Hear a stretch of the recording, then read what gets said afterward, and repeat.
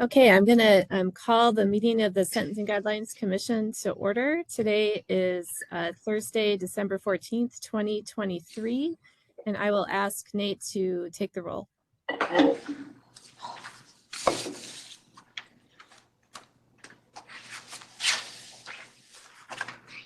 Roll call, Vice Chair Larkin.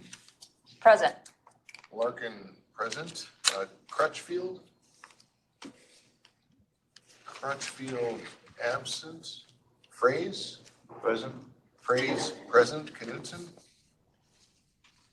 Knutson absent. Ladd. Present. Ladd present. Middlebrook. Present. Middlebrook present. Moore. Present. Moore present. Morath. Present. Morath present. Moran. Moran absent. Mueller. Present. Mueller present. Reeves. Reeves absent. Saxena. Present. Saxena present. Chair Mitchell. Present. Chair Mitchell present. Madam Chair, we have 9 members present, 4 members absent. And so that does create a quorum. So Madam Chair, go ahead. And just to let you know, we will have people coming in late and we will have people leaving early. So it's unfortunately that kind of a meeting. It's one of those weeks. Apparently this is a very busy week schedule-wise. So. And speaking of that, so I'm in Bemidji today at one of the field offices for DOC supervision. And because of that, it's really difficult for me to see who is in the room and when people might want to, be called on. So I've asked Vice Chair Larkin if she would take over running the meeting today. So I'm going to hand the gavel over to her and ask her to go ahead and pick it up with the motion to approve the agenda. So I'll hand it over to Judge Larkin. Thanks so much for picking that up. Madam Chair, I'm sorry, can we go back to the roll call? Oh, sure. Okay. So I noticed that Commissioner Crutchfield was on the attendee list just now, so I've promoted him to panelist. Commissioner Crutchfield, can you hear me?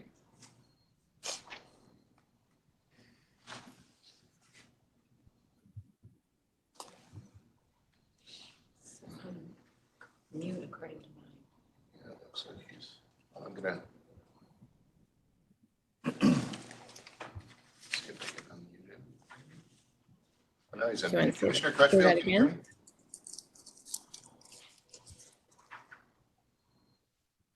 Commissioner Crutchfield, can you hear me? He does not appear to have a microphone icon next to his name, which would indicate he does not have audio. Okay. Okay. Well, I guess we will not continue the roll call then. Let's see. Yeah. Oh, and Commissioner Moran regrets that he cannot attend due to a family emergency. And then I would just ask that as people enter the room that we remember to recognize them. If anyone's comes in late, that we do recognize their attendance when it happens. All right, Commissioner Larkin, do you want to take over chairing the meeting from here? Excellent. Yes, thank you, Madam Chair. The first item on the agenda today is the second item, approval of the draft meeting agenda. Is there a motion to approve? So moved. All right, Commissioner Moore moves to approve, second by Commissioner Middlebrook.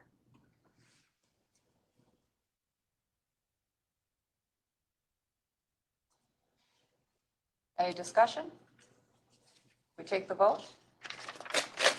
To the Middlebrook, I'm sorry, to the Moore motion to approve the agenda, Vice Chair Larkin? Yes. Larkin, yes. Crutchfield? Crutchfield, I guess technically absent under the open meeting law rules if we can't hear him. So Crutchfield absent. Fraze? Yes. Fraze, yes. Knutson? Knutson absent. Ladd? Yes. Ladd, yes. Middlebrook? Yes. Middlebrook, yes. Moore? Yes. Moore, yes. Morath? Yes. Morath, yes. Moran? Moran absent. Mueller? Yes. Mueller, yes. Reeves? Reeves absent. Saxena? Yes. Saxena, yes. Chair Mitchell? Yes. Chair Mitchell, yes. Madam Chair, there are 9 votes in favor, no votes opposed. Thank you. The motion passes. The next item on the agenda, number 3, approval of draft meeting minutes from the November 8, 2023 meeting. Is there a motion to approve the draft meeting minutes? Commissioner Middlebrick moves. Second? Second. Commissioner Fraze seconds. Any discussion? Nate, could you call the vote, please? To the Middleburg motion to approve the November meeting minutes, Larkin? Yes. Larkin, yes. Crutchfield? Crutchfield absent. Fraze? Yes. Fraze, yes. Knutson? Knutson absent. Ladd? Yes. Ladd, yes. Middlebrook? Yes. Middlebrook, yes. Moore? Yes. Moore, yes. Morath? Yes. Morath, yes. Moran? Moran absent. Mueller? Yes. Mueller, yes. Reeves? Reeves absent. Saxena? Yes. Saxena, yes. Mitchell? Yes. Mitchell, yes. Madam Chair, there are 9 votes in favor, no votes opposed. All right, the motion is approved. Moving on to the 4th agenda item, review of the draft 2024 report to the legislature. Nate, this is yours, correct? Yes, thank you, Madam Chair. So what I'm going to do is bring up the document and run through it briefly. I'm presuming that you've all had a chance to read it. So this is the annual report that is required by the commission to submit to the legislature every year. It must be submitted by January 15th due to, I think in this case, it's a weekend. It's frequently either a weekend or a holiday that January 15th falls on. We actually have to submit it by January 13th. The next commission meeting is January 12th. Somebody can correct me if I got those dates wrong, but so it is a significant burden on staff to make significant changes to the report to the legislature between January 12th and January 13th. So what we hope to present to you for your final vote on January 12th is a near complete document, which means that if you have any significant editorial changes to make, we request that you make them today at this meeting. And I realize I didn't give you the draft until Friday night. And I'm not saying we can't make any changes in January, but please don't look at January as the meeting to make the changes. Please look at this meeting as the meeting to make those changes. So let me pull that up. So I am going to pull it up as I'm sorry, the January meeting date is January 11th. So it must be maybe January 15th is Martin Luther King Day. But at any rate, we have to have, yeah, so we can't submit it on the 15th. So we are submitting it on the 12th. So it's the same thing. It was just off by a date. And that is the date that's reflected on the draft. All right.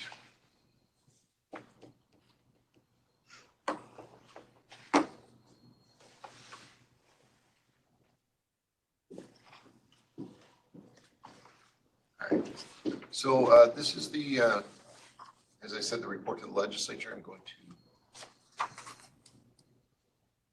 turn on track changes to reflect any changes that are made by the commission during this meeting. This is just a staff draft. This does not reflect an official document, so we will take it down.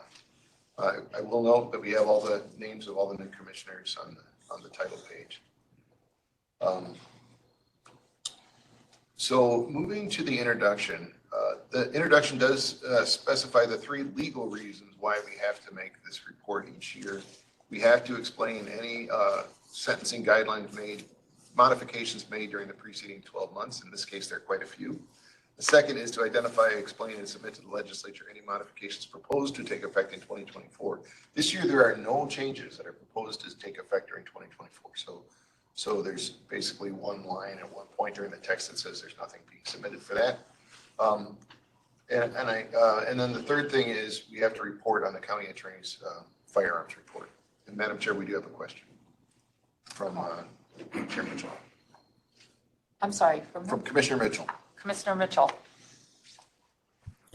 I actually am just trying to facilitate. I think that Commissioner Crutchfield may have his audio working now. So can we attempt to recognize his presence at the meeting? I apologize. I have my microphone working. It was a dumb mistake. It was operator error. Okay, thank you, Commissioner Crutchfield. So we will acknowledge that you are now present in the meeting. And just out of curiosity, could you hear and see what was going on prior to this? I could see what was going on. For a while, I lost volume, but I got it back almost immediately. Okay, excellent. Thank you very much. Could he turn on his video so we can see him? In case he wants to be recognized? I'm having trouble with my video. If I can work it out, I will. Okay. Okay. All right. We also report, historically we reported in the introduction, Minnesota's imprisonment rates relative to other states during the guidelines era, which also happens to coincide with the time over which the Bureau of Justice Statistics has reported comparative imprisonment rates. And we've reported this because in each of the first 34 years that the guidelines were in effect, from 1980 to 2013, Minnesota was ranked nationally among the 3 states with the lowest imprisonment rates. So it was always down there in the bottom 3 imprisonment rates. More recently, however, Minnesota's imprisonment rate ranking has been rising. And by 2022, it had grown to, and 2022 is the most recent data set that the Bureau of Justice Statistics has reported.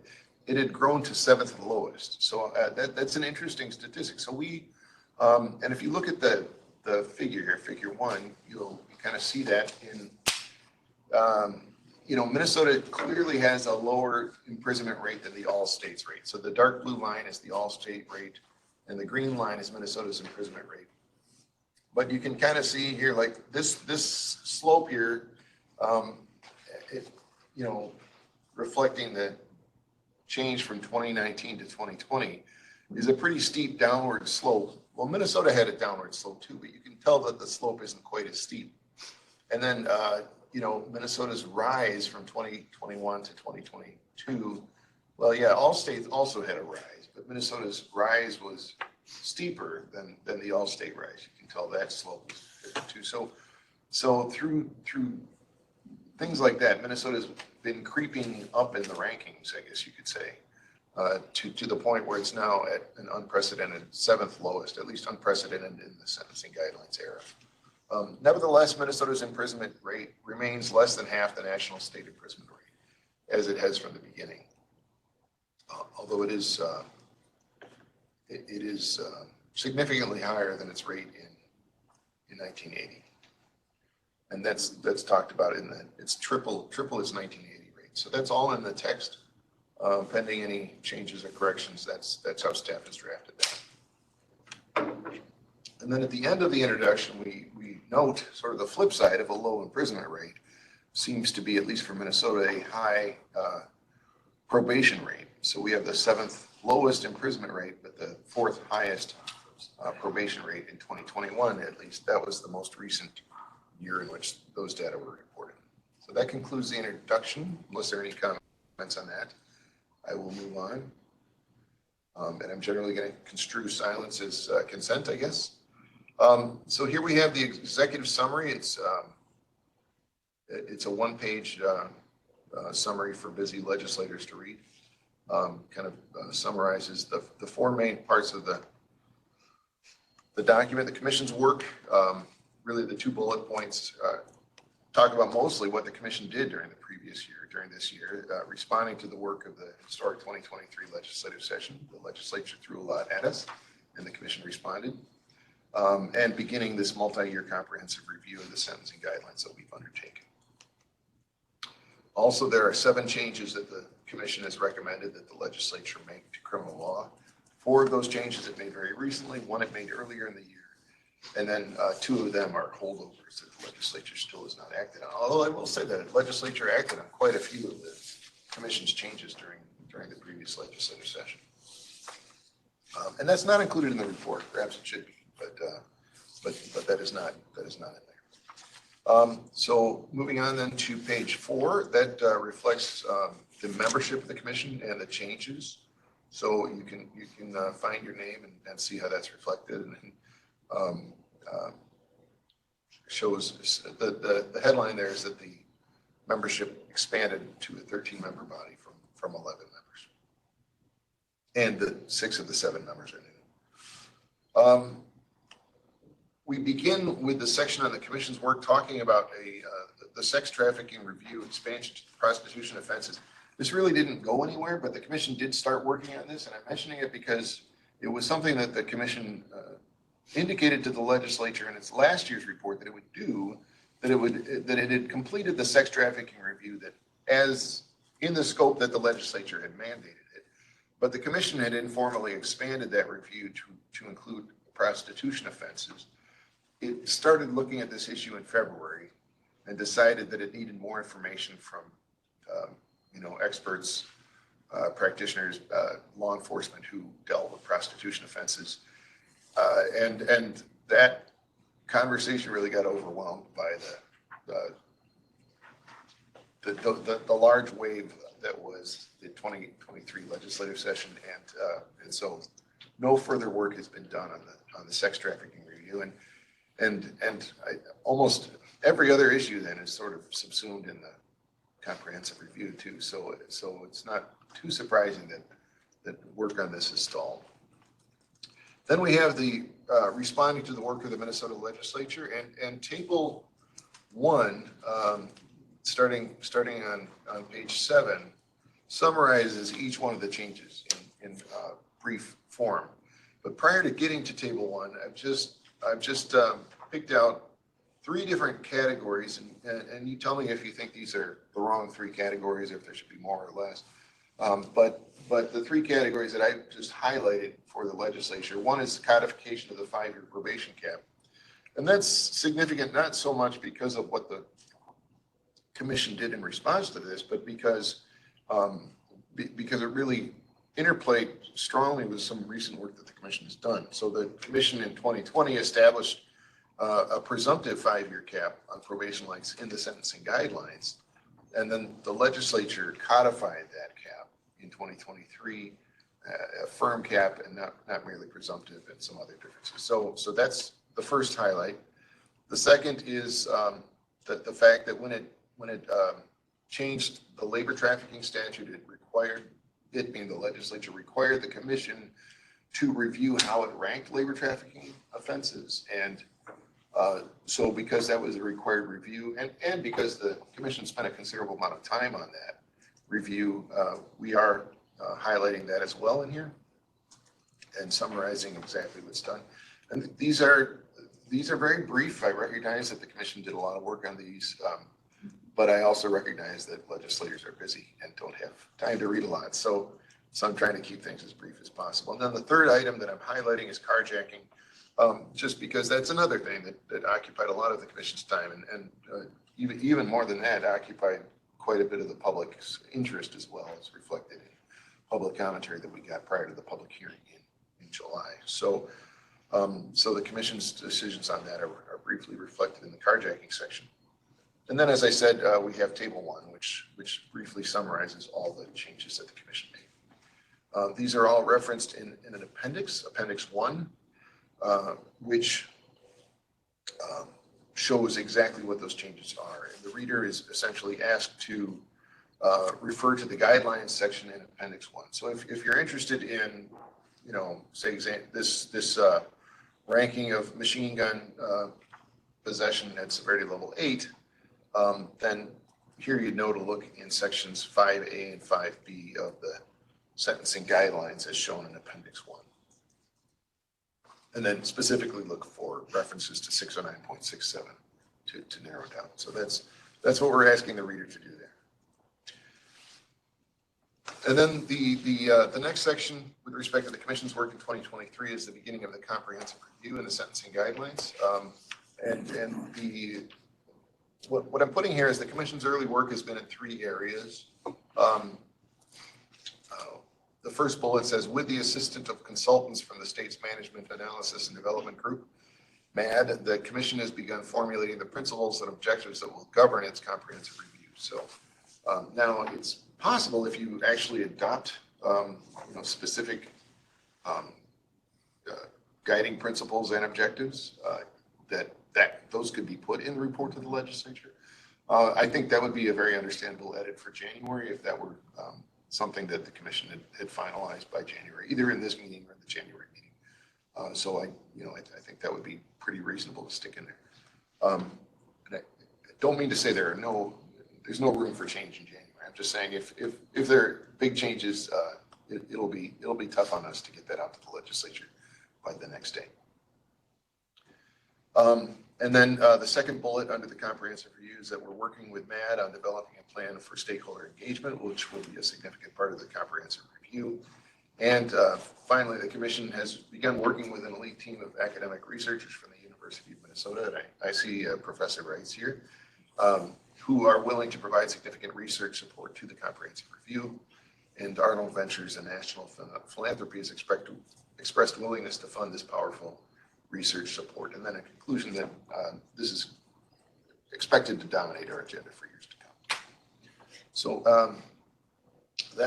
that's mostly the end of the commission's work in 2023 section. That section concludes, though, with these 7 recommendations to changing criminal law. It starts off reciting the commission's authority to make such recommendations. It's actually a mandate to make those recommendations from time to time. The commission is directed to make recommendations to the legislature regarding changes in the criminal code, criminal procedures, and other aspects of sentencing.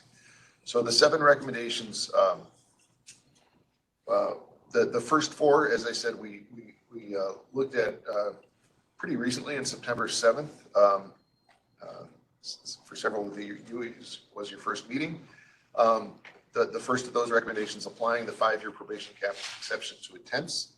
The attempts are arguably not included in the exception list. So the 5-year probation cap, for example, arguably would apply to a attempted murder. And the recommendation is to accept attempts. The second is to correct the sentence cap for juvenile repeat or heinous sex offenses. That's really just a legislative typo. The third is to correct the targeted misdemeanor list, also a legislative typo where the statute that's referenced doesn't actually exist in the way it's stated. And then the fourth is to complete the mandatory life sentence list. That's really for MSGC record keeping. We are supposed to track all life sentences, even though the sentencing guidelines don't govern life sentences. We're still supposed to get worksheets in those cases, but they just missed one life sentence. So we're asking one life sentence offense in that list. So we're asking them to add that. And then you may recall number 5, if you were here in February, I think it was February. See, it's in that footnote. Yeah, February. We talked about this. There's really a disconnect between in the offense of deprivation of a vulnerable adult. It appears, at least one reasonable reading of the statute is that the elements of the crime do not require the actual infliction of substantial or grave bodily harm. But the penalty of the crime only has 2 categories. One is if there is substantial bodily harm or if there is grave bodily harm. So it's really not clear to the reader whether or not the legislature intends that substantial or grave bodily harm is supposed to be a necessary element of the offense. It just needs to be cleared up. And then we had these 2 holdovers from previous year's recommendations. Reconciling inconsistent age thresholds for prostitution. That was basically another legislative typo that was made in 2021. They just forgot to change one of the under 13s to under 14. They missed one. And then the final is there's an incoherent list of violent crimes where aggravated first-degree witness tampering, which is more violent than first-degree witness tampering, is not on the list, even though first-degree witness tampering is. So that's the end of the recommendations. The next section has to do with the staff's work. So let me just say that we're going to present a version next time that will have yellow highlighting. That yellow highlighting will reflect any changes that were made from this version to next version. We probably need to clarify, we call it a 7-person staff. That's a change. It used to be a 6-person staff, but we now have a research supervisor that was added by the 2023 legislature, and that's Mia Bauer. We probably want to add something to clarify that point and to point out that we are 2 researchers down, so we've been understaffed for almost the entire year. Well, at least most of the year, I should say. So we'll probably add something with respect to that. And then we do talk about our fiscal notes, and we take advantage of that opportunity to also talk about demographic impact statements, and we list the 5 demographic impact statements that we prepared. Then we move on to the 2022 sentencing practices data summary. You did receive a presentation last month on the 2022 sentencing. So the idea of that is that we don't have to go into detail in this particular section. So I'm going to move through this very quickly unless you have any questions about it. I'm going to say that we are going to probably make a couple of changes to this section by the January version that you see. Just those will be highlighted for you, but we're probably going to take off. There's a few cases where we have, like figure 8 here, it shows a table at the bottom. The table doesn't quite line up, and we kind of think we don't need a table. It's just kind of an overview for the legislature anyway. So we're probably just going to take out that table in this figure and a couple of other figures. And then the other thing we noticed is that we don't have, we have a chart for durational departures among cases that go to prison, but we don't have a chart for mitigated dispositional departures among cases that are recommended prison over time. You may recall when I did the Big 5 for you,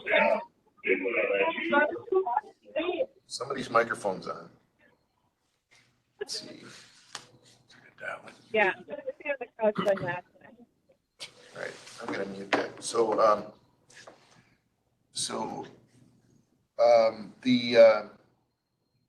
one of the Big 5 items that I talked about was the fact that the mitigated dispositional departure rate has grown over time and is now above 40%. I think in a recent year, it was starting to get close to 50%. So that's a chart that we don't have in this report, and it probably should be in this report. Just the trend line for mitigated dispositional departures among cases where the guidelines recommended prison.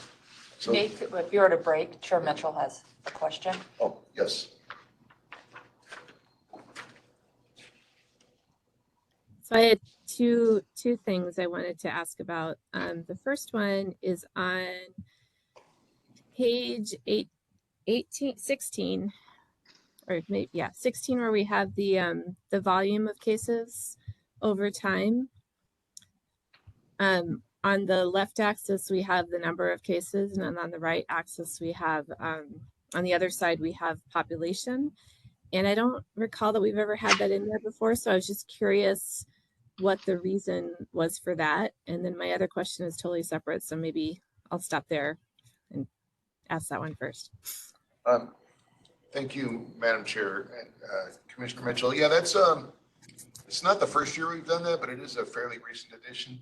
And I think the point of it is to show the comparative slopes, because if you look at the dark blue line, which is all the chart showed before, it would show, okay, it's rising, but Minnesota isn't the same state that it was in 1980. It's a bigger state than it was, so it makes sense that it's rising. Adding the light green line is intended to give the reader some perspective there to say, well, yeah, it has been rising, but you can see that, at least to my eye, and it's hard to tell because of the COVID effect and then the bounce back, it kind of skews your ability to see a trend. But it looks to me like the slope of the dark blue line is steeper than the slope of the light green line, which is to say that the number of cases sentenced for felonies in Minnesota has grown at a steeper rate than the population of adults overall. So the reason I brought it up is because I feel like you can calculate that with the numbers that you have, whether those slopes are the same or not. I didn't see anything in the text about whether the slopes are the same or not. And so I just thought that if we were going to put it there, then there should be some explanation. And I think rather than eyeballing it, we should be calculating that trend to see if it holds or not. So I mean, the most, Madam Chair, if I may respond. Yes, So the most logical response to your comment to me would be to add a figure that calculates the felony sentencing rate over time, which would be easy to do, which would be to say how many Minnesotans are sentenced for felonies each year compared to the adult population of Minnesota during that year. Do you think, and that's how I would see doing the math as you suggested, Commissioner Mitchell. I would put it to the researchers in the room to figure that one out. Okay. And if I could ask one more thing, then I think I'll be done. of course. The last one is, I thought one thing that stood out to me that I don't think was raised in the presentation, the data presentation last time, is when we look at the two charts that break out the durational departure rates and the dispositional departure rates by judicial districts, what I thought was really interesting is that the dispositional departure rates seem fairly similar by district. So it's the chart, it's the two charts. I don't remember. I'm sorry, I don't remember where they are. Yeah, so this one, if you go down to judicial the district. tables. Yeah, but go down. Okay. Yeah, that's right. I'm sorry, the tables. If you go down to judicial district, these departure rates by judicial district were actually fairly similar. This is the dispositional departure. But then when you go down to durational, there's a lot more variation. You have some districts that have very high durational departure rates and some that have pretty low ones, and there's not a lot in between. And I had never realized that before. So I don't know if we need to comment on that or not, but that was something that stuck out to me for the first time this year. And it's probably been there for multiple years and I just never noticed it. But this is what stood out to me this time. So I thought it was worth just kind of bringing it to people's attention. Wait, which one is that? That's dispositional. So this is dispositional. Table 4 is dispositional. The other one was imprisonment rates. The other one was what? Imprisonment rates. Oh, the other one was imprisonment. So then if you get to down to durational, so here. So table 4 is the first one. If you scroll down to judicial districts, here it's all in the 30s and 40s. I mean, there's a spread, but it's not like huge. And then you get down to the durational departure table and look at it by judicial districts. Keep on going. Table 5. Yeah, table 5. And here we have some districts are in the 30s and 40s, and some are way down in the single digits. Not a lot of in between. It really shows a difference in practice, I think, on that one, which I had never noticed before. Well, I think this is a little bit new too. I mean, I think the 4th district has always had a high durational departure rate, but it seems like the 2nd is jointed, so it's almost now a metro norm, where you've got a high durational departure rate compared to. Well, very central metro, because. Yeah, very right. Central, right. Urban metro, and maybe even less so. District is 11% or 13.5 and 11. That's also metro. Some of that is also metro, but not nearly the same as the 2nd and the 4th. So you know, if people hadn't noticed it, I thought it was worth calling out. That's interesting. Thank you. Thank you.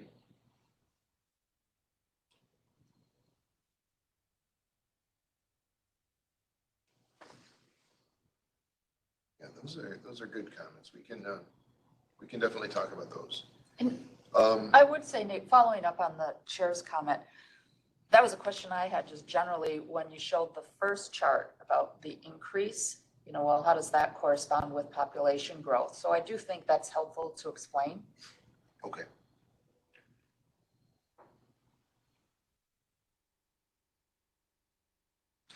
All right.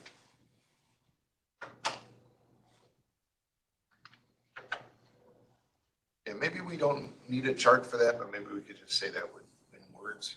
It's hard to say though, because I know that the last 3 years have been very skewed. They've been quite different from each other due to what I presume is a COVID effect. But okay, we'll definitely look at those and come back with something that reflects those changes next month. Any other comments on the data section?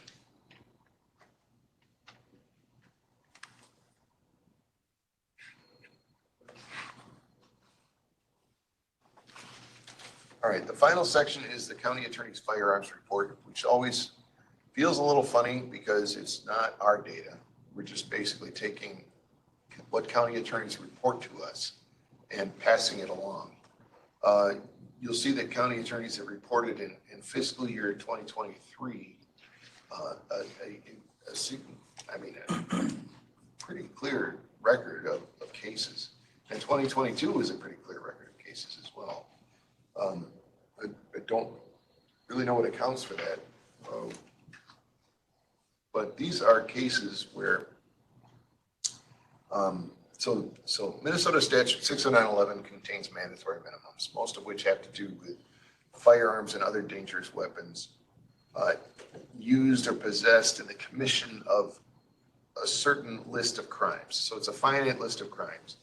And if somebody commits one of those crimes and has in possession a firearm or other dangerous weapon, then there's a mandatory minimum that applies.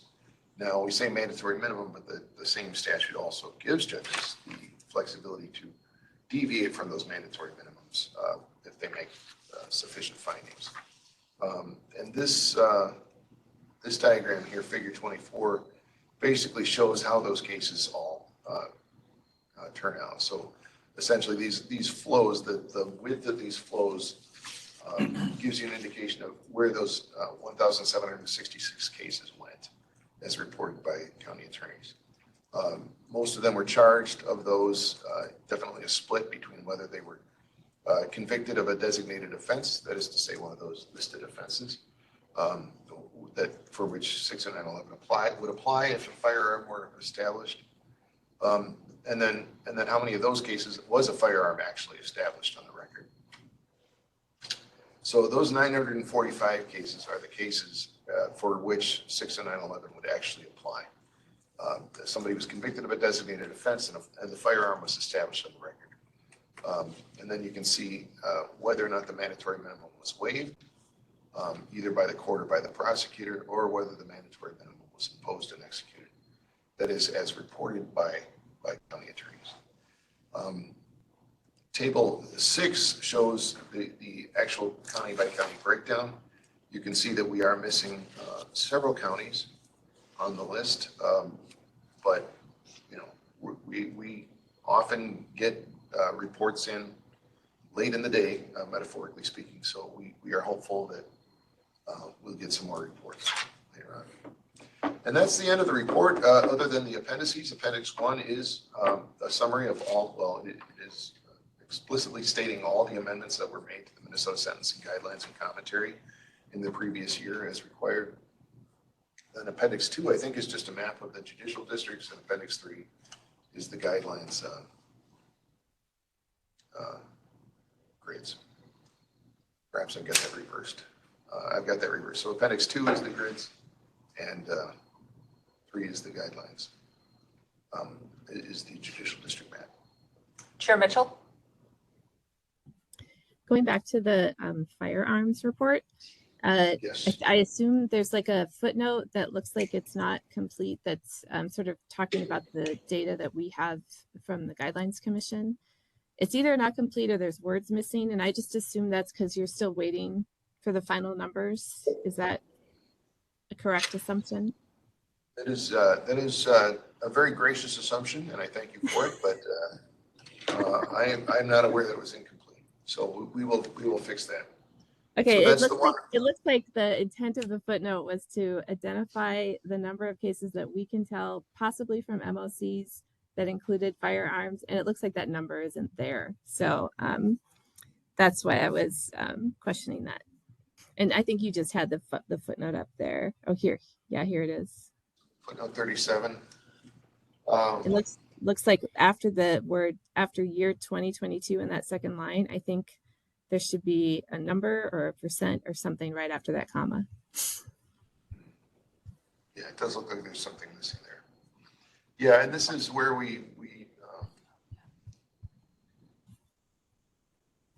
this is where we kind of interject a little bit of our data in there, but it does look incomplete. We'll fix that. Thank you. Any other comments on the report overall?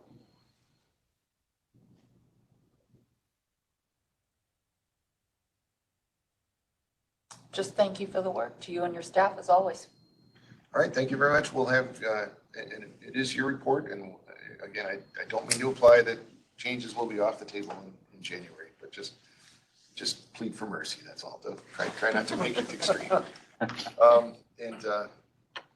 So I think that concludes this agenda item, Madam Chair. Right. The next item is the comprehensive review of the sentencing guidelines, ongoing discussion about our information gathering. Oh, actually, Madam Chair, I may have, I was told that we may have another member present. Let's see. Yeah, I guess you can set up what we're doing there. Is Commissioner Reeves present?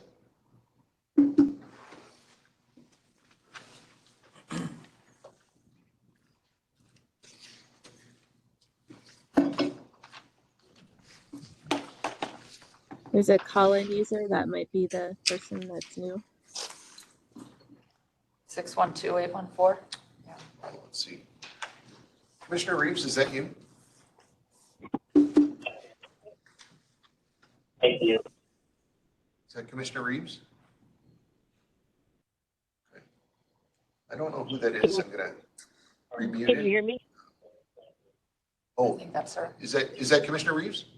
It is. I've been online on the phone. I couldn't get on online, so let's be. Thank you. Okay, I don't know how to, let's see, so do you have any way of muting your phone on your end, or? It said I was muted. Are you able to? Yeah, you were muted. I muted you before because we were getting some Background noise. Yeah. background noise from your line. Is there any way you could just mute your phone locally so we? Yep. Let me see if I can. I can try. I know it's unmuted. I don't know how to mute it. Okay, well, is it okay if we just leave you on then, just knowing that anything that's said in the background or by you will just come right into the meeting? I guess. I think I muted myself, so I think I'm gonna try it again because I think I muted me. So 1 second. Oh, yep. That worked. You just muted yourself. Good. Nate, you'll note her appearance then? Yes, yeah, and in order to be present, she has to be able to see and hear or see and hear and be heard. So I think we've established that she now can control her muting so she can hear and be heard. So she's now present in the meeting. All right, thank you, Commissioner Reeves. Thank you, Madam Chair. All right, next item then, comprehensive review of the sentencing guidelines. Discussion led by the MAD panel. Thank you for coming again today. Yeah, good to be with you, commissioners. I'm Charlie Selou from the MAD team, and I'm here with my colleagues, Sissy Shogren and Shamsa Dayo, and we're really glad to be back with you today. So let me add my presentation, wait for it to come up. So today, our agenda, our goal, to reiterate kind of in our work, is to make sure that you feel that you've gotten robust feedback and have been well informed from those that care about these guidelines as you make your decisions going forward in the future with the review. And on the flip side, to make sure that the public and those professionally engaged in the work know that their concerns have been heard and considered by this body. Today specifically, we're going to talk about kind of two main categories. One is the review objectives and principles, where we'll review and assess the draft that we've written based on what we heard from you in November, and get your feedback and vote to adopt them if you're satisfied with them. And the same process for the guiding principles, where we'll review and assess the draft guiding principles that we've drafted based on your input, and vote to adopt them if you're satisfied. And then in the second kind of half of our segment, we're going to talk about public engagement principles and the implications. So we'll share back with you what we heard from you about the principles for engagement, and then talk a little bit as a preview of what we're thinking around the implications of that feedback and how we'll kind of bring that to different categories of the public and different other stakeholders, and get your input on that. And finally, we'll talk about the topics that we've heard emerge in your conversation so far, and get your feedback on other topics that you want to have on our agenda as we think about the engagement planning work ahead of us. Any general clarifying questions before we dive in? I see none. So I will hand it over to Stacey for the next section. Very good. Thank you. It's good to see everybody again. We've got paper copies of the documents that we'll be reviewing, as well as what you already have electronically. So if you'd like a paper copy, please let us know. We've got them set to go here. Sometimes it's easier to have things in front of you so you can just grab your pen and start writing. So if you do need that, one of us will run those over to you. So I'll just pause for a moment to make sure you have what you need. Good. Okay. So at the last meeting, we asked you to think very broadly about the outcomes you hope to achieve as a result of the Comprehensive Guidelines Review Project. You might remember we used a tool called Padlet. You wrote your thoughts in there. We had some discussion. Our job at MAD was to take that information and develop a set of what turned out to be 5 objectives we think reflected your thoughts.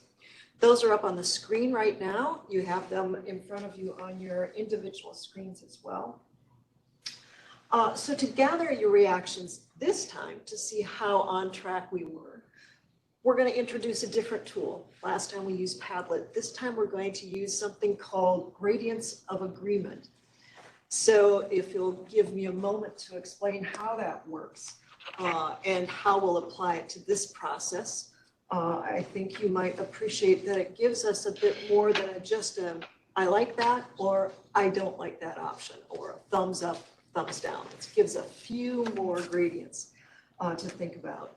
So if you could switch to the next one, here are those gradients, and we make them as simple as possible. Use a little L alliteration to make them stick in your heads, and maybe, just maybe, introduce a little bit of levity into the process. So if you really like what we came up with, or excuse me, love what we came up with in terms of those 5 objectives that span the comprehensive review process, that's a number 1. I love it. 2 fingers up. If you want to use your fingers, you'd say, I like it. 3 fingers up. I can live with that. Our goal in this process of using gradients of agreements is that we at least get everybody up to I can live with it. Love it, like it, or live with it. We know that we're not going to get it perfect. There are too many wordsmiths in this group. So never have I seen it where every single person says, I love this. So our goal again is to get everybody up to an I can live with it stage. 4 fingers up, or a vote of 4, means you're leery of it, or some piece has you concerned. And 5 fingers up to continue with the alliteration of L's is I loathe it. Like there is something definitely wrong here. So love, like, live, leery, loathe. Pretty easy to get into your brain. And the benefit of this again is that we give you some space to really voice where you're at. It's not just all or nothing. Okay? So when it comes to the process that we're going to do, in what three different processes or review items here today, starting with the objectives, is to go around the room, including those that are participating online, and I want to check to make sure I've got my list right. So online, it's Mitchell, Saxena, Crutchville, Ladd, and Reeves. Do I have that right, Nate? Yes. Perfect, okay. So we'll go around the room, making sure we include people online and give you an opportunity to weigh in on those objectives that we showed on the previous screen and that you also have access to in your materials. Can I just say something? Yep, go ahead. Commissioner Crutchfield will have to leave early, so if you're, Start somebody with- first start with Commissioner Crutchfield. I will do that. I'm putting you on the spot right now. Excellent. Love it. My daughter's graduating from the University of Minnesota. I'm so happy. I got to go see her graduate. Absolutely you do. Absolutely. All right, thank you. So we're going to do this 3 times. The first time up with these objectives is a pretty easy one. There's just 5 statements, but when we get to the other work, when we're talking about principles, there's quite a bit more. Okay? So we're going to go back and I'll pull up the objectives here. I'll give you a moment or 2 to just absorb them again. Formulate your thoughts about where you would fall on that 5-finger gradients of agreement. And then we'll go around the room and I'll ask you to say, you can either use the word love, like, live, leery, loathe, or the number. And if you fall at a 4 or a 5, I'll stop and ask you to explain why you fell at that level. And encourage you to restate what your concern might be or a change you might want to make, with the intention of getting you up to at least that I can live with that, hopefully without losing the rest of the group. So there's a certain amount of onus on you to bring it up to where you can live with it at least and not lose everybody else in the process. Do those directions make sense? You ready to give it a try? Excellent. Okay. So I'm going Should I to, share the screen or the L's? what would you all prefer? Do you want to see the objectives on the screen in front of you that Charlie's sharing, or do you want to see the 1, 2, 3, 4, 5? Love, like, live, leery, loathe. What's most helpful? Objectives. Objectives it is. Very good. Okay.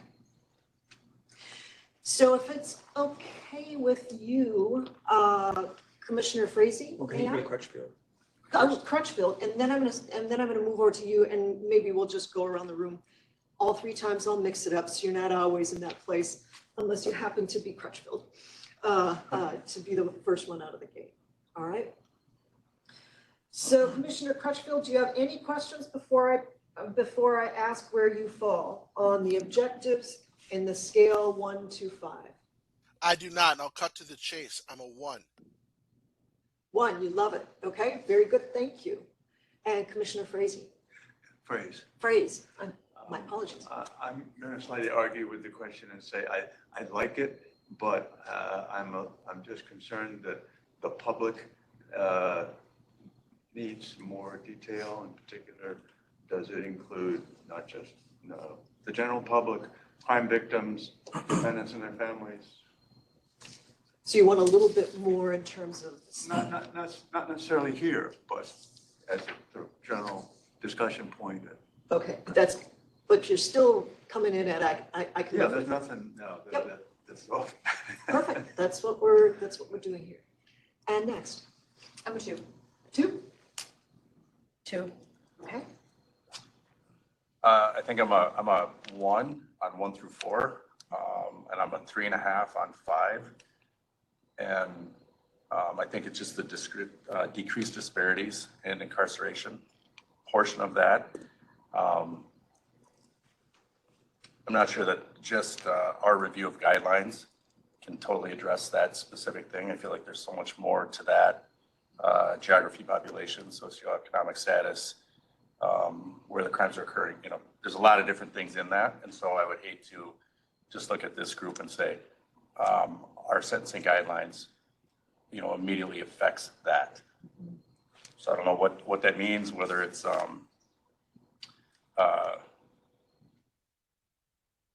I'm fearful this still may be, even with really thoughtful, mindful sentencing guidelines, there still may be some disparities.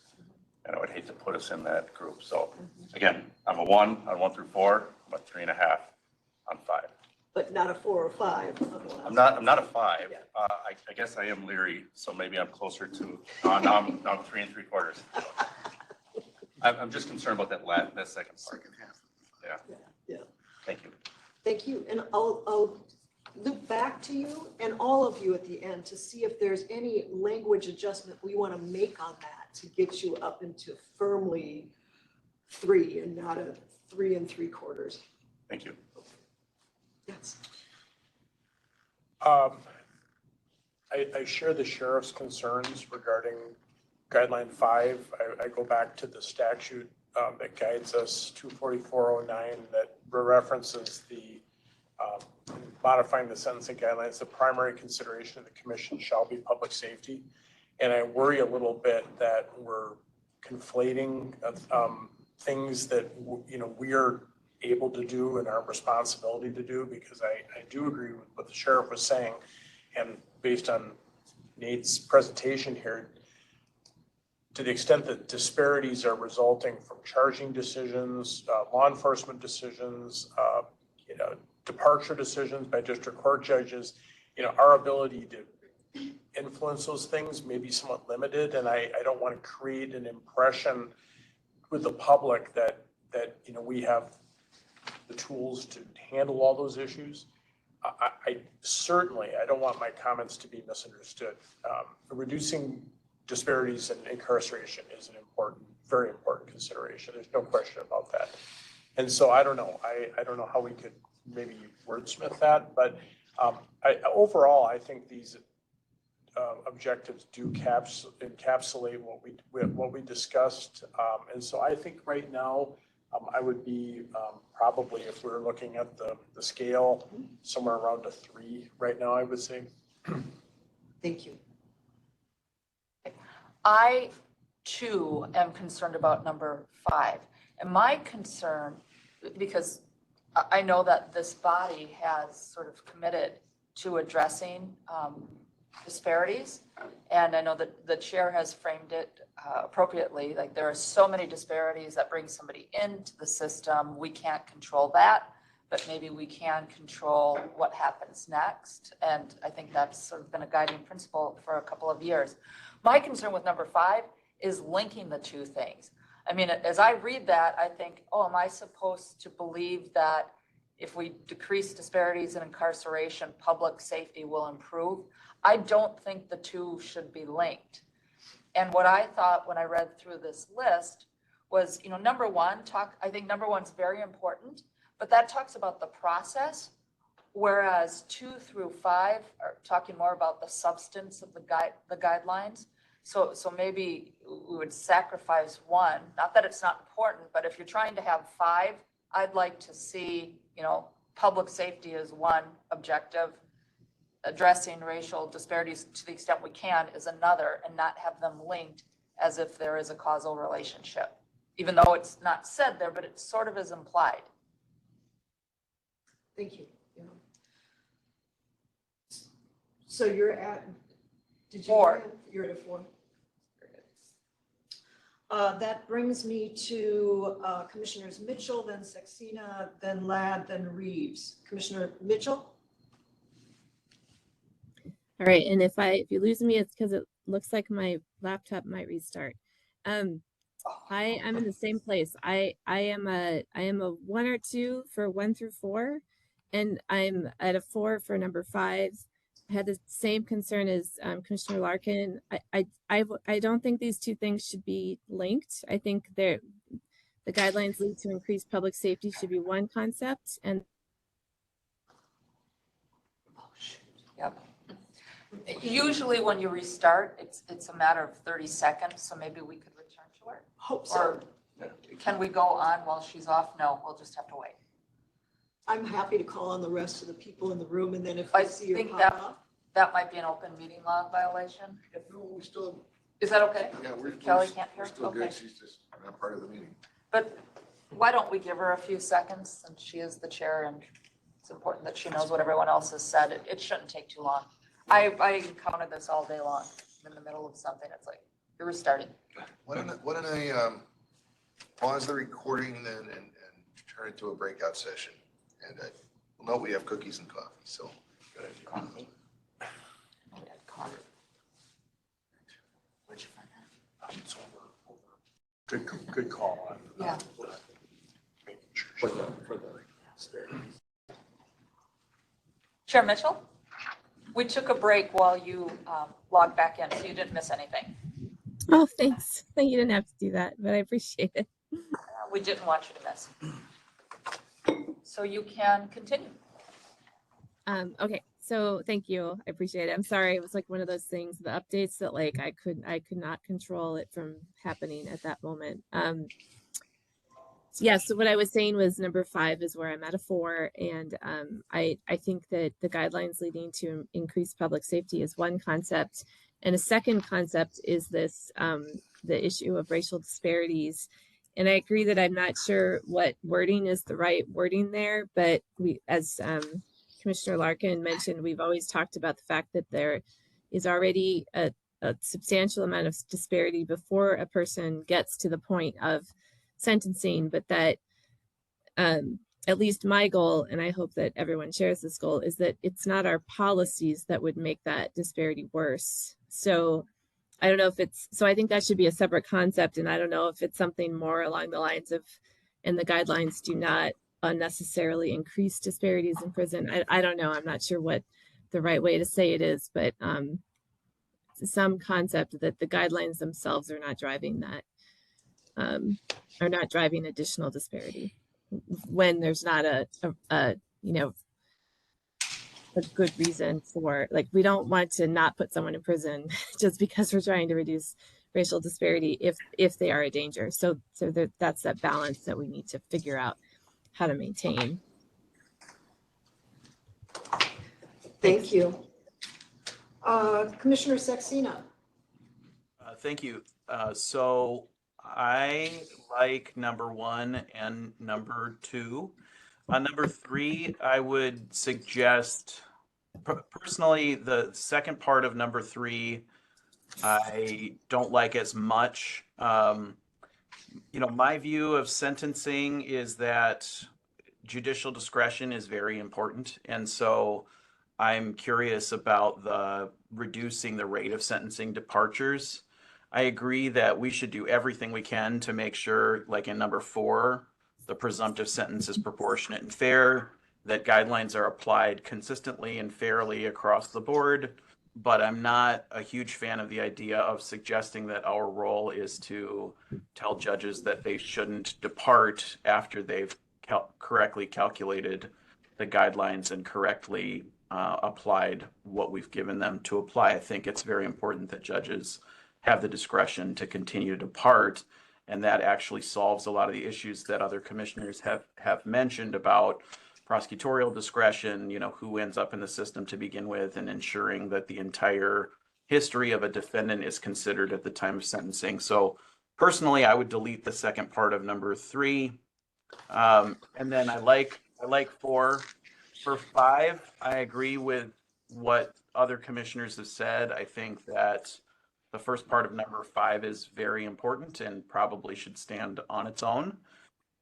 With respect to the second part of number 5, I think I agree with what the last 2 commissioners have said. I would suggest the language mitigate disparities in sentencing as opposed to incarceration. So I would say mitigate or eliminate disparities in sentencing, because that is the thing that we have some control over, is this sentencing process. And agree that, incarceration depends on who gets charged, what community you're in, how serious the offense is. But sentencing is something that we obviously have some control in, and so I would use that word instead. So there was a lot of wordsmithing in there. If you had to put all of your feedback into the scale 1 through 5, where would you land? I can't turn off the wordsmithing. Sorry. I know. I know that the point of this exercise is for me to not do that, so I apologize. I would probably say for number 3, I'm a 3, maybe a 2, or I guess I don't know which way the scale works. 4 or 5 is leery and loathe. Okay, so I might be like a 4 on 3 as currently worded, and a 4 on 5 as currently worded. But I think personally, I think it's a pretty easy revision, and the others I like. Thank you. Let's see, Commissioner Ladd, and then Reeves. Thank you. I would echo what everybody else has said related to number 5. I actually did not like 5, so I'm a 5 on 5, and I do think that they need to be separate. I agree that the item number 3 could also have some wordsmithing done to it, and I'm kind of in a 3 category for 3, and the rest of them I'm at a 2. All right, thank you. And then finally, Commissioner Reeves. Can you hear me? We can hear you now. You good? Okay. So looking at this, I agree with what everyone is saying about disparity reduction. I think it was Chair Moeller who made a point about we have to balance putting people in custody with reducing the disparities and not just being lip service to it, but also making sure we're having good public safety. And so of these 5, I don't see any of them being a 4. And you're asking me to rate them, correct? Just to make sure I'm clear. Can you repeat what you just said, Commissioner? Something about 4? No. Can you hear me? I want to make sure that you can hear me. Yep. So I was saying of the 5, you're asking us to rate them, correct? I just want to make sure I'm clear. Right. So looking at the totality of all 5, where would you fall on the scale of gradients 1 through 5? Love, like, live, leery, loathe. I can live. I think it needs a little bit more work. I heard there was one of the commissioners doing a lot of wordsmithing, which I can agree. I like. I can live with them as they sit right now, but definitely want to continue the conversation. Okay. Thank you very much. Thank you. I appreciate it. So Charlie and Shamsa have been listening in to this conversation. They've got a document that we've been playing with here that's just this in a Word document. And so if we were to look quickly at that, what is appearing to be a troublesome number 5, the guidelines lead to increased public safety and decreased disparities in incarceration. That one up on the screen here, and if you could make it larger. There we go. Could we, first of all, just break them apart? So there's now 6 instead of 5. 5, the new 5 would be the guidelines lead to increased public safety, full stop. And then the second one, just to get the ball rolling here, is the guidelines do not increase disparities in incarceration. Might not be quite right, but is that a step in the right direction? Maybe not. I'm looking at body language.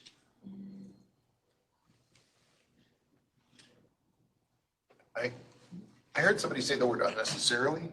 I don't know if that's necessary to have the word unnecessarily between not and increase. Do not unnecessarily increase disparities in incarceration.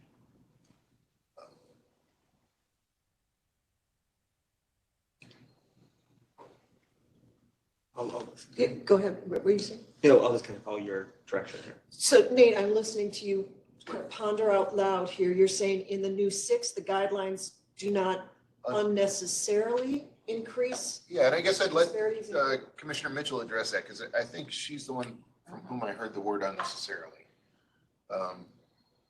but I may be remembering. I think you're right. Commissioner Mitchell, could you weigh in? It looks Yeah. like we lost her again, or is she there? No, I'm here. I had my Okay. hand up too. I was gonna say like the reason, so okay, on a fundamental level, I wish it would be possible for the guidelines to not increase disparities in incarceration. Mhm. But I don't think that's realistic because there are differences in criminal records that really ultimately lead to really ultimately contribute to those disparities. And I just I think we have to have I think that I don't know if unnecessarily is the right word or not, but somehow we have to recognize that there could be legitimate factors that lead to some increase in disparity in incarceration. However, even if we don't want it to turn out that way, what I want us to watch out for are things that appear to be neutral, but really aren't in the way that they're applied. So that's why it's so hard to come up with what's the right word here, but sometimes it's going to be the right decision to have a rule that's going to increase disparity, and sometimes it's not. So that's why I threw out the word unnecessarily, and I don't know if that's the right word. And I'm seeing some heads nod in the room too. Go ahead, Commissioner. And I should just say, I've got a view here that you don't, we just had 2 more hands go up online as well. Oh, thank you. And I apologize because Chair Mitchell, you weren't on the screen when your hand was up. Yeah. But if I could, before I call on Commissioner Ladd, based on Chair Mitchell's statements, maybe what we want is something that says we don't unintentionally increase existing disparities. I don't know. I'm just trying to think of a word that captures what you described. But we can come back to that. Commissioner Ladd? Thank you. I'm going to take a stab at the dark in the dark on this one. I think, as I think about it, I don't want the guidelines to contribute to increased disparities in incarceration. So to Commissioner Mitchell's point, the process has some of those things baked into it, which is a system issue for sure. But what I don't want to have happen is that the guidelines are a contributing factor in increasing those, whatever those are, because I think at some micro levels, those things have to be evaluated differently and probably even outside the scope and purview of what we're doing. And so for me, I don't want the guidelines to be a contributing factor into increasing those disparities.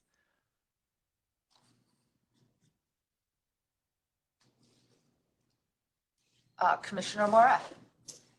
Is there a reason that we should be separating this out as a 6th objective as opposed to, I guess when I read objective number 4, to me, if we are creating sentencing parameters that are proportionate and fair, in my mind, that kind of encompasses all of these considerations that we're discussing with disparities. Is there a reason to parse that out?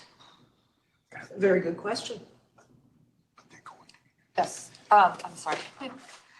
Commissioner Mueller? Yes, thank you. I guess I would second that. And I was going to throw out, the potential of just eliminating that piece altogether. And I think everyone's in agreement that I've heard that, we don't want to unintentionally just increase that. But as Chair Mitchell said, there might be a decision made by this group that does increase that just by, whatever, the work that we're doing. So I would suggest maybe we just take that piece out and focus on the proportionate and fair. I think that addresses this as well. Commissioner Middlebrook? Thank you, Madam Chair. I tend to agree that we could combine 4, but I think one of the things for me anyway, and one of the objectives that I'm really hoping is right now our guidelines do have these disparities, both racially and geographically. And to me, it seems that one of our objectives, I thought we agreed, and I feel strongly that it should be that what we're doing in the review is we're trying to decrease what is existing right now with what policies we decide on. So I feel like it needs to be in there And maybe it's the better places under number 4, adding to what's there right now. By saying, Again, I guess we get back to the wording of it, but to, I did like it doesn't contribute to increasing disparities. I think I kind of like the contributing or mitigating that Commissioner Saxena brought up, something to that effect. But I feel very strongly that that's one of the objectives that we need to focus on. Chair Mitchell. I do want to talk, but Commissioner Saxena has been waiting for quite a while, so why don't we have him go first?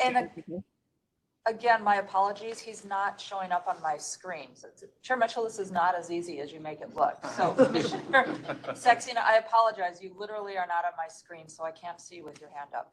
No apology necessary, and thank you. And I've been appreciating the discussion, so no worries.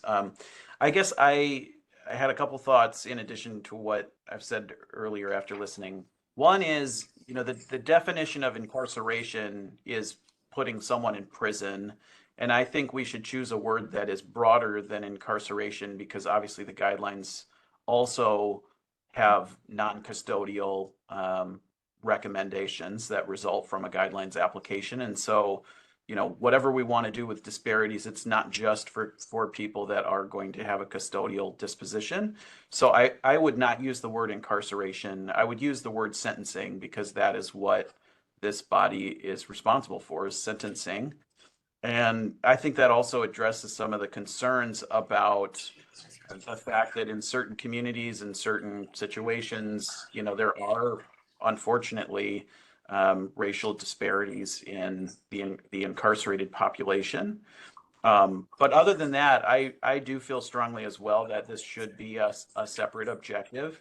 And I would just reiterate that I think the proposed language should be that we are actually, a goal of ours should be to mitigate disparities in sentencing. And maybe that addresses some of the concerns that others have raised. Chair Mitchell. So I want to pick up on two things. Number one, and Commissioner Saxena just said this, but the edits went against what he said. I strongly believe this needs to be called out as its own objective. I think proportionate and fair sentencing relates to whether the sentence is appropriate for the crime and the person's criminal history, but that's a concept that's also different from disparities. I think we enacted the sentencing guidelines to reduce disparities, and we still have them. So if we don't call it out as a separate objective, I just think we're not doing our jobs. I really think we've got to call this out. I actually do like Commissioner Saxena's language. The guidelines should mitigate sentencing disparities or disparities in sentencing, because he's right. There's a lot of other aspects of our guidelines that where there are disparities, and we just don't necessarily run those numbers all the time and see them. One example being there's disparities in who gets a stay of imposition versus a stay of execution, and that's a probation sentence. That's the type of probation sentence, and that's there are racial disparities in that, and we hardly ever talk about that. So I do think I would like to see it broken out, but I do think that the more general language of mitigate disparities in sentencing would get me to live with it on that particular front. Thanks. and speaking of that, if all of you look at what's on the screen on the Word document right now, is there anybody that can't get up to a live with it level with what's up here now based on the conversation that you've had? Okay, and this is what I always struggle with, and I'm so hesitant to say these things because I don't want them to be misinterpreted. I mean, so my question is this: when we talk about disparities in sentencing, to me that means if you have the same criminal history score and you've committed the same crime, you get the same presumptive sentence, and so that's the guidelines. But then we seem to be recognizing that there's something else going on in terms of, well, who gets sentenced to what? Even though we followed the guidelines, we're looking at these numbers that tell us that there are these disparities.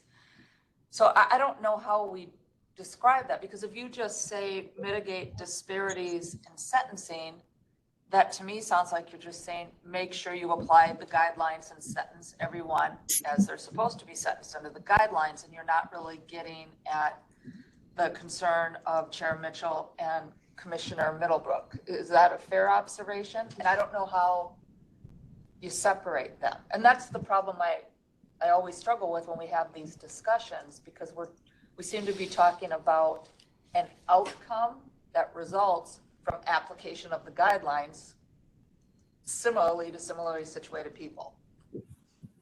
Does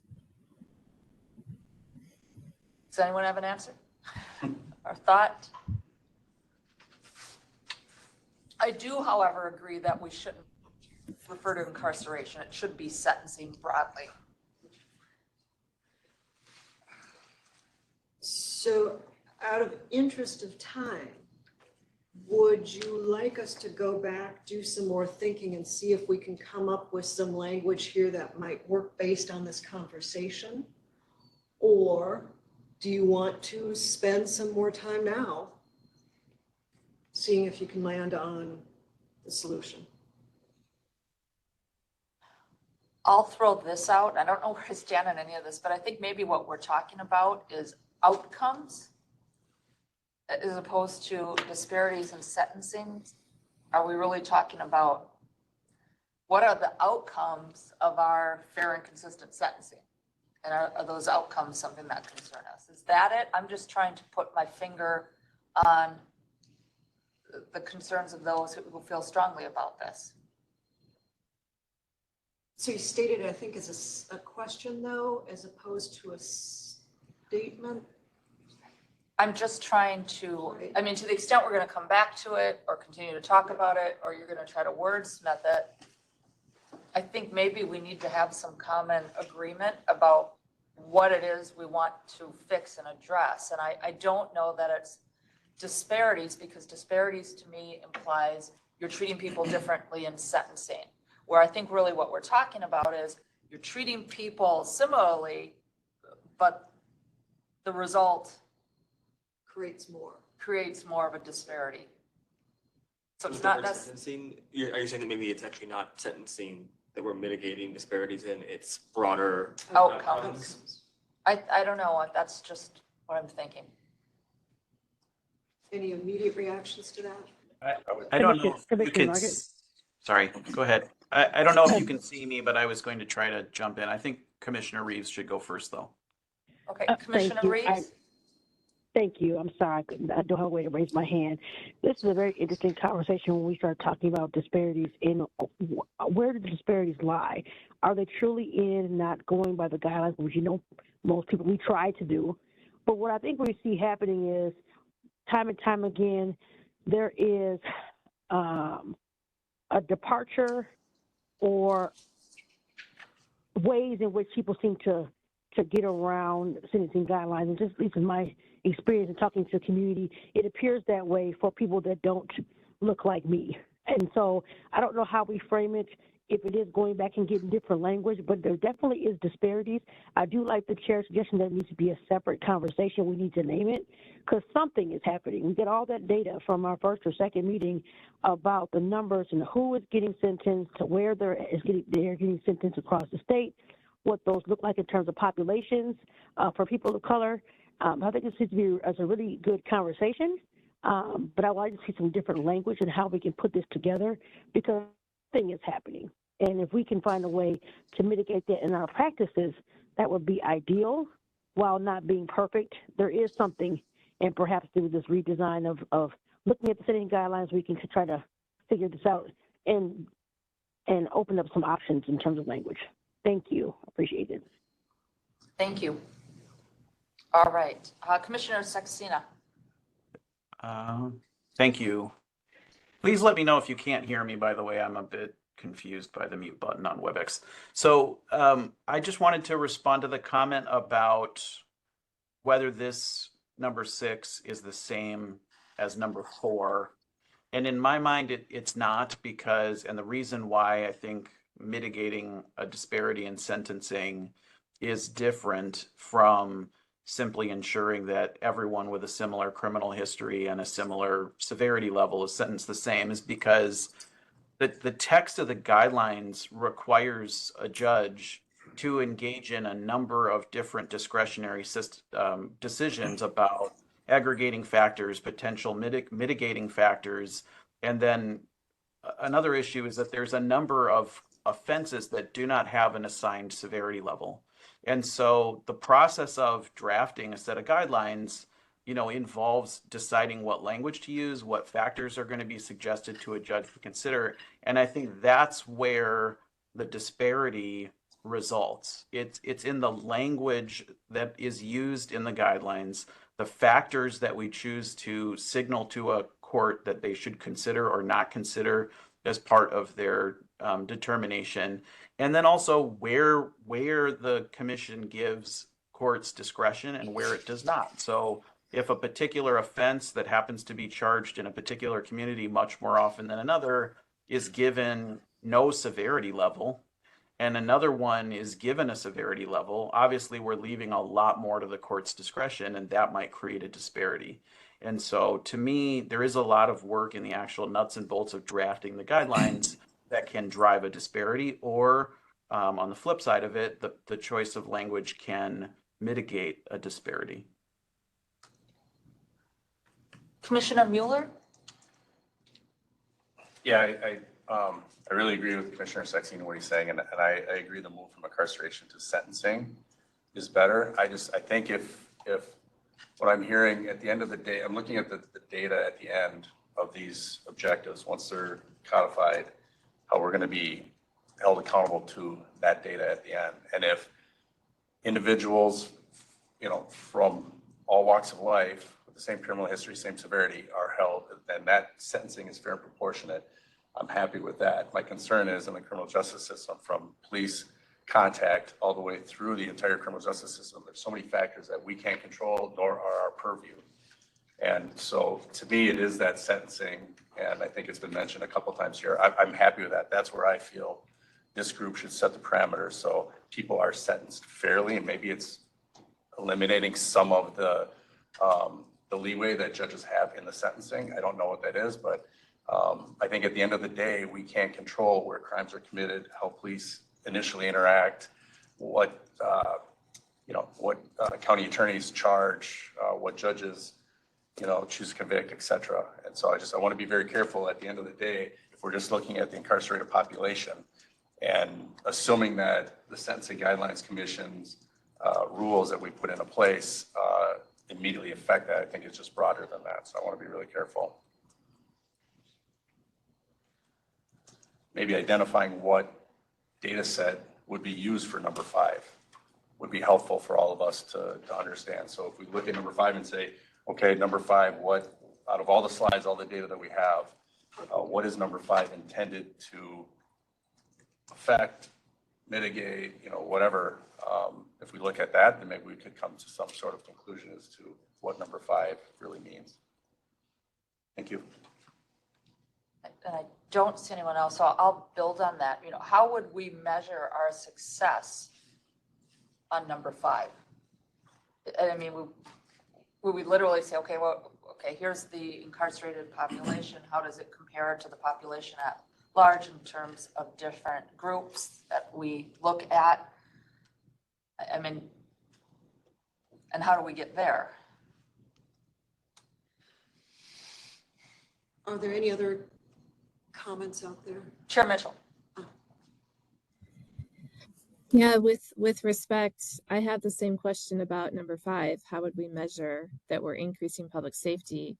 And I only raised that to say that I don't think we have to answer that today. I do think that is part of the work ahead of us to figure out how we know we've achieved these objectives. And I think that's a fuller discussion to have as we continue through the comprehensive review, and that we don't have to have all of those answers today. I think if we have these objectives, we can continue to define what the objectives mean and how we're going to measure them. All of them are going to need some sort of some sort of measurement for us to know if we've achieved them. But we want to have some sort of point today. We need to come up with something that we can all agree with, right? So, I mean, am I making any sense when I say, are we really talking about disparities in sentencing as opposed to disparate outcomes? And that's what people want to see reduced.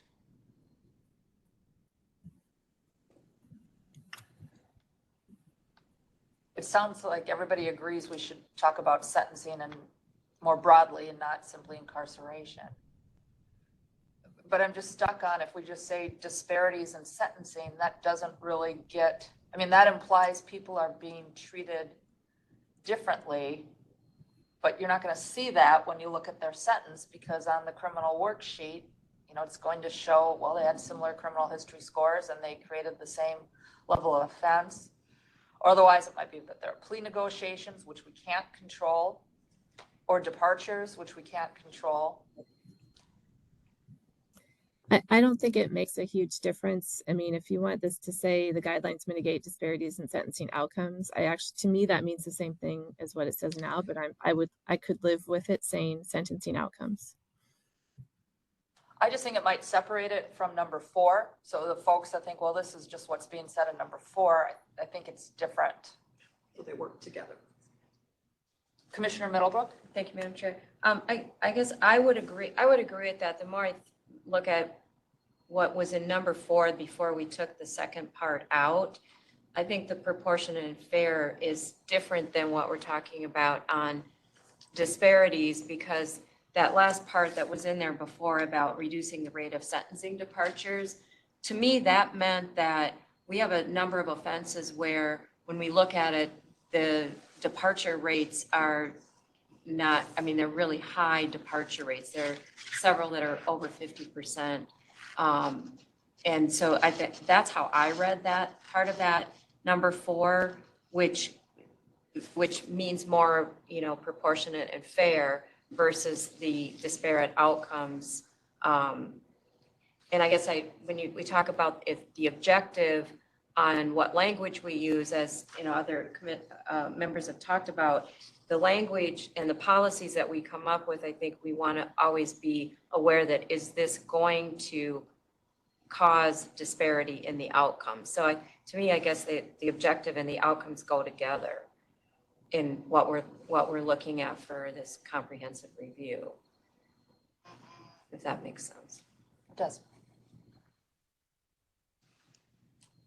So first and foremost, thank you for this really rich, thoughtful conversation. Getting the objectives right is awfully important to the success of your overall project. Thinking about how to measure things is a conversation, as Commissioner Larkin pointed out earlier, is something that we'll have to think about. How do we measure this? It doesn't have to be figured out right this minute. If you are all okay, you could agree, if you're ready, to move to a vote to approve these as we've changed them now. If you're not, we'll go away with the thinking that you shared with us, and we'll have another go. In particular 6, but they have some ripple effects. We see how they intertwine. So it's your decision, not ours, how you want to move forward. I'm raising my hand, I forgot. It's 2 thoughts. First of all, I always say this, since our primary consideration is supposed to be public safety, I almost think that should be higher up on the list, just in terms of where we rank it, just in terms of appearance, right? That's what we're mandated to be at the forefront of our consideration, so it seems sense to me that it should be higher up than number 5. And then maybe on number 6, it would be a little more palatable to say the guidelines mitigate disparities in sentencing outcomes to the extent possible. Because I think what we're all hearing and agreeing is there are a lot of things that are beyond our control. And maybe we should just recognize that there, and perhaps that makes the objective a little more acceptable to people. is that unacceptable, those changes to anybody?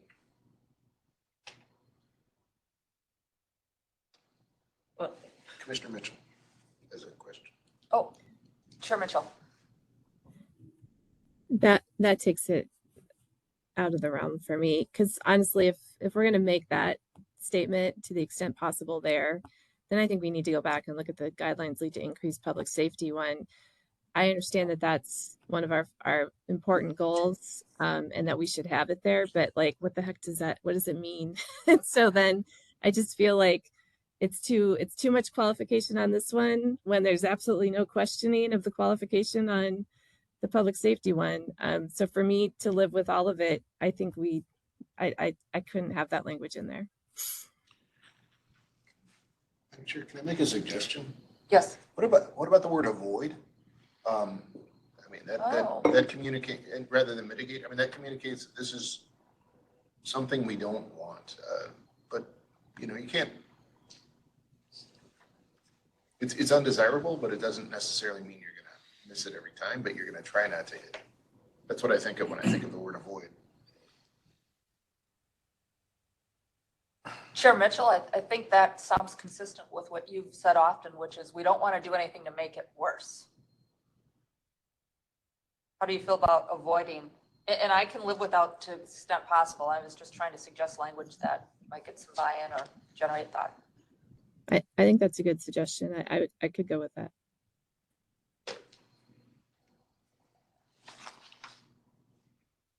Madam Chair? Oh. You had some questions. Commissioner Mueller? Just really, and maybe not for today, but I would love to have, you know, some specific conversations. We're kind of really talking in generalities. But if the Sentencing Guidelines Commission, for instance, was evaluating sentencing for a crime of a controlled substance that was primarily used in a certain population, and that might immediately affect you know, a specific population as part of their cultural rituals, you know, that would, I think would immediately, we couldn't avoid that if we chose to step into the area. So maybe acknowledge, you know, so it brings into conversation and everything we do, at least. So, you know, the word acknowledge maybe as opposed to just avoid, but I want to have these conversations. I think the conversations are super important to what we're doing. And we should acknowledge if there is an impact to a certain demographic, whatever that is. And that should come into our decision-making, but I don't know that we can avoid it or eliminate it or even be a factor in that at all. We may not have any impact in that altogether. So thank you. If I may, could it be strive to avoid? Would that be enough to measure a recognition of what you were just talking about instead of just avoid, striving to avoid? Yes, if we were, you know, and again, I think we're talking about maybe two separate things, you know, I want to avoid, you know, disparate sentencing for similar defendants for, you know, I'm just kind of generally talking here, not as eloquently as the bench, which I think has been stating it, and I agree with what they're saying. But again, ultimately, we might take action that affects the end number, the number of a certain demographic that's incarcerated. And we might feel that in striving for public safety, we have to take that step. And I don't want that to stop us from taking, well, we can't do that. And we might hamstring ourselves with that objective. But I want to talk about that and acknowledge it and say, hey, what we're doing here might affect this population because of X, Y, and Z. Like, let's talk about that. And so whatever we can do to bring it to the table, to acknowledge it. But again, if we're going to be held by that, you know, a certain set of data that is just simply incarcerated individuals, that's not just all of what the Sentencing Guidelines Commission has impact on. There's a lot of different individuals and systems that have impact on that. Commissioner Saxena? Thank you. I think that Commissioner Mitchell said this as well. I think that all 6 of these should be viewed in the same way. They're goals, and there have been a lot of different commissions before us, and as much as they've tried to make everyone in the state feel safe and to completely solve the problem of public safety, they haven't yet, because there's lots of communities where people don't feel safe. And so just like number 3, I think number 6 is a goal, and I think I'm hearing that everyone shares the goal of ultimately eliminating disparities, racial disparities in sentencing. And so I guess personally, while I could live with the avoid disparities in sentencing outcomes language, I do think that it is basically putting number 6 in the back seat, because it is hedging in a way that the other goals have not been hedged. And I guess I think all of these goals should be of equal importance. And I know that everyone on the commission thinks that the public safety goal is of primary importance. I'm included in that, but I also know that it's not something that we might achieve 100% success on. But the goal is to do that, and that's the same for number 6. So I guess my view is that this language does not signal to the public that if we don't succeed in 1 year, that we failed. These are guiding principles, and we should continue to work on them, even if the data doesn't show that we've succeeded this year. I have one thought too. On number 3, the guidelines lead to increased public safety. I mean, I'm the public safety person, but I don't know how we increase public safety. I think maybe that could be reworked to reflect what the statute actually says, which is it's a primary consideration at all points. And if we're going in that direction, then maybe what we do in terms of, disparate outcomes is say, something along the line of what Commissioner Mueller has said, which is, another important consideration is the reduction of. Because, I mean, I don't know that it serves anyone to set these up in terms of, well, have you increased public safety? Have you reduced this? As opposed to just general objectives, which are, these are the things that are important to us, and these are the things that are going to decide our influence our thinking along the way. So maybe that's a way to tailor both of those things. So it's not like we're saying, well, public safety has to go up, this needs to go down, as opposed to both very important things that have to be at the forefront of our mind when we make decisions along the way. Madam Chair? Yes. Just kind of a process question for Matt. Isn't that kind of what we'll be getting into in principles? I mean, is that sort of like a principle that should guide us is public safety, a principle that should guide us is? Yeah. And maybe we should talk about what's the difference between an objective and a principle. When we've been lingering here for a while, in part because I think it's such a rich conversation that's at the heart of a lot of this work. And so we probably will, also have prepared principles. We'll probably bring those back at a future meeting, because I do want to bring us to, at some point, the kind of getting the commission's feedback on like more engagement planning that we've been starting to do. But yes, we kind of also will have some principles that are a little bit more detailed than these high level objectives. So I guess the question though is, are we close enough that we want to try to finish this work now, or do we want to take it offline and bring it back to you with some of these changes? If I could Commissioner Mueller? just one thing, as a law enforcement peace officer position on this board, I agree. I think, as I'm stating, I have a hard time, like, how would we, what data set would we use to see if we're, successful and decrease disparities? I also agree that what data set would we use to identify if we've increased public safety? So I just want to acknowledge that I see the problem with both, as you stated. So thank you. I don't see hands in that. I just want to follow up on what was stated in terms of, is this an objective or is this a principle? I mean, I initially said, all right, number 1 on our objective list, it shouldn't be there because that's more about process. Maybe the objectives should address more of the process and these other things we're talking about, public safety, disparities, those would be the principles that guide us? No? See, Commissioner Middlebrook disagrees. I'm just trying to figure out how to categorize these things because there does seem to be overlap. And, you know, objectives, that sounds like goals, but we don't really want to state goals that are incapable of measurement. Chair Mitchell? I feel like we've made I feel like we have made some progress today, and this discussion has been really good, and maybe it would be best for us to sort of marinate on this a little bit. And so I would suggest that Mad might even think about we take this, table it for now. If Mad has any additional suggestions, they could bring them to us, but also we could all think about what we've talked about today and bring this back to the next meeting and perhaps give a little time to think about it.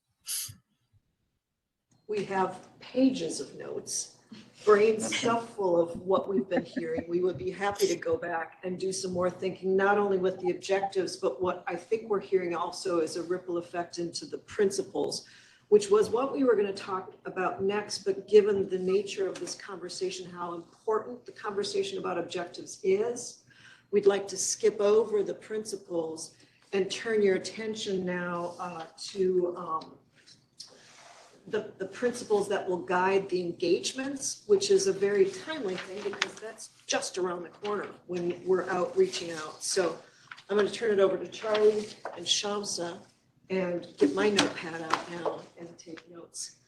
All right. Thanks, Stacy. And thanks to all of you for the rich conversation there. Yeah, I think we will bring back a revised version of that, but I also encourage the rumination across the group on the words. I think we will skip to not even just the principles for engagement, because I think those flow from what we've been talking about, but actually instead talk about the implications for engagement. And so, Shamsa, I'll hand it over to you to talk briefly about kind of what we've heard. And this is not something that we're asking you to adopt or approve, but just to reflect back what we've heard so far and get your kind of your initial reaction to, is this the right direction? What else would you add? So Shamsa, I'll Yes, to you.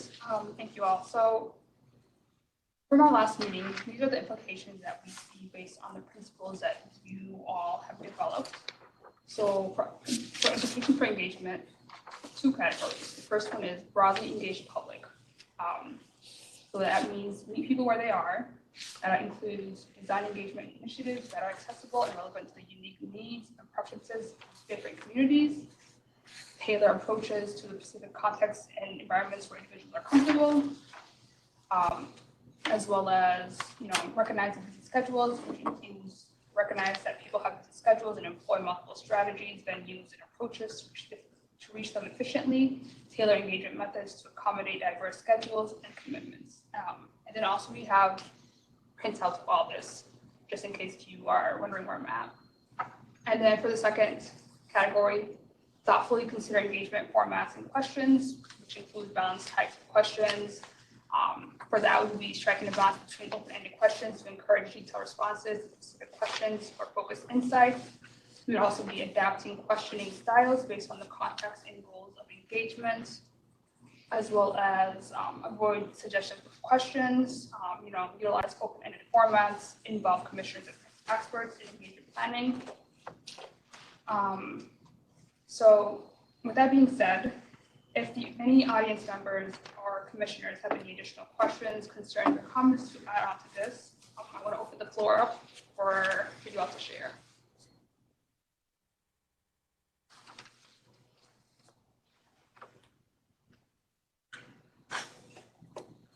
Not seeing any hands. Madam Chair, Yes, may Nate. I make a comment? Is it? My one concern that I would just add is in engaging with members of the public who are not, experts, practitioners. Avoid assuming a particular level of knowledge about the sentencing guidelines. In other words, be prepared to supply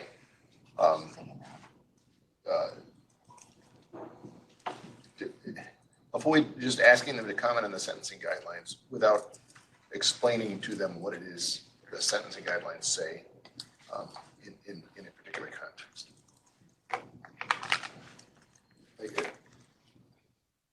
Commissioner. Anyone else? Okay. Commissioner Fraze? You're leading this, okay. Didn't want to violate protocol.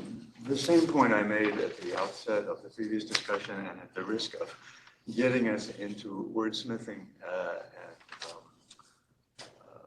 well, I think my point has a very specific operational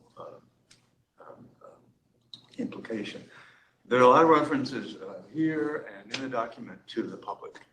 And I guess, and there is in this document, one line, particularly crime victims, obviously a very important constituency. But I do think that defendants and their families are another important constituency. I mean, fairness to them is part of the goals of the guidelines. And I think there's quite a bit of research that suggests that perceptions of fairness are related to crime control in the sense of people obeying the law, cooperating with law enforcement and prosecution. So I think that is a group that has to be part of the conversation. And I don't know whether that's operationally something you've already set up, but I just wanted to, if it is, I'm happy. Thank you, Commissioner Fraze, for your comment. You are actually getting to our next topic, which is engagement categories in organizations. And then with that slide, you'll see that we do have included those who are victims of crime. And defendants as well. Yeah. And defense. And it's my understanding that we last time talked about two different categories of the public. There's like people with direct experience, practitioners, judicial branch, defendants, victims of crime, and then sort of indirect experience, just like the public at large. What does the public think of all this? But it does, raise a question in my mind. It's like, it is hard because the people who work with the guidelines every day sometimes have difficulty understanding them and working with them.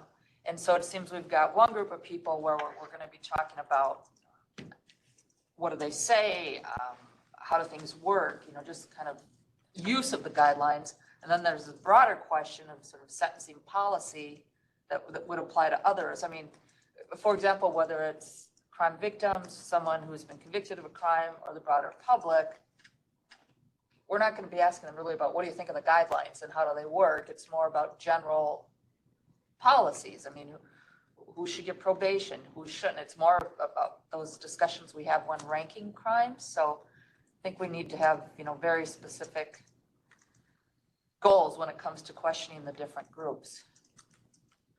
And that also is on the next section of our topics. As far as the categories for engagement, as we mentioned, initially we had two categories, which were practitioners with work experience interacting with the sentencing guidelines, as well as people with lived experience interacting with the criminal justice system. And from the feedback we got, we also included a third category, which are people without direct interactions with the criminal justice system. And we also included rehabilitative services providers under the first category. For each category, we're going to make sure that we contact professional and advocacy organizations, as well as other key informants. We'll also be ensuring that we reach communities experiencing sentencing disparities, and then also making sure that we reach individuals and organizations across different geographical regions. On the next slide, we also have handouts passed out to you all, but for this slide, we have a list of examples. This is not an exhaustive list, but this is from our first initial desk review that we did. But this is potential organizations or associations that are people who are working with people who work with experience interacting with the sentencing guidelines. With that being said, as you look or skim through the list, we would like for you all to add on any additional organizations, associations, or any other professional work groups that you know that you have any interest that we should be adding on to. And just to note too, this is an early example list. Like this is, we wanted to get a sense of the range of organizations you all hope we will reach, because that will help shape the format and the structure. So don't think that if you don't name an organization now, we won't have a chance to engage them. Conversely, we may not actually reach all of these groups in the same way, but we just want to get an early sense of, are these the right types of organizations you're hoping that we will reach? Are there other types that we are missing? And this is just the first slide. So when we're ready, we can move to the next one. Commissioner Mueller. I would add the Minnesota Chiefs Police Association as well as the Minnesota Sheriff's Association.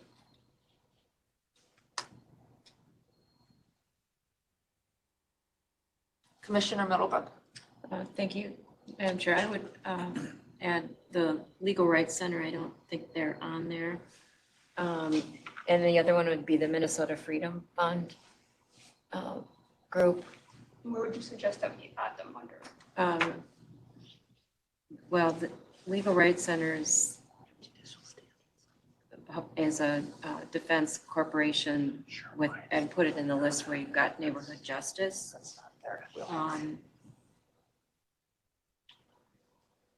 So is a legal aid provider sort of? Commissioner Saxena. Thank you. So I had a couple of additions, and it may be on here, but Children's Law Center would be one. And then for the affinity bar associations, there's a couple of other large ones. There's the Minnesota Hispanic Bar Association and MINNAPABA, which is the North American Asian Pacific Bar Association. There's also the Coalition of Bar Associations of Color, which might be a good one to add because it covers all the other ones.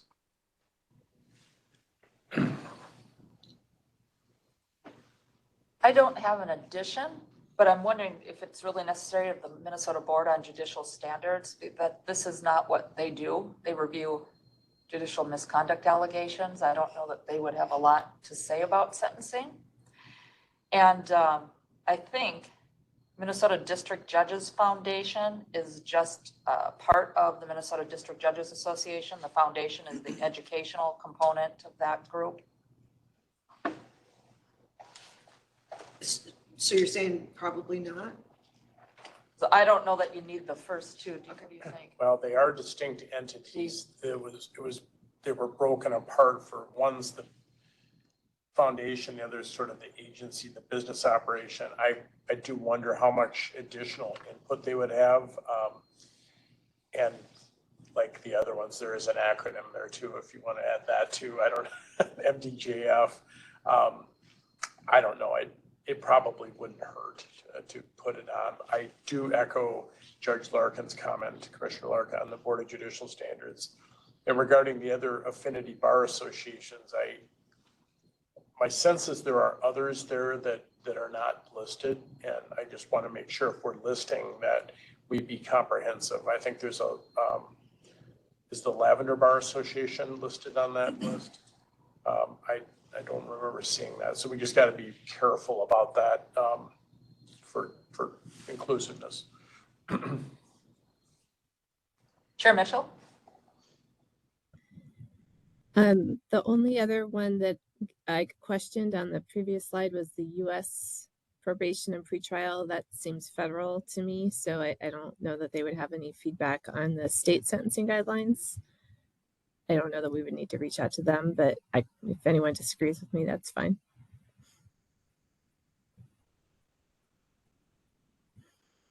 Commissioner Mueller? I would just add, there's a line under there, but I don't know, social workers and mental health professionals. So I don't know if that's, NAMI under the mental health. And then I would add and I'm not sure who the group is, but like substance use professionals.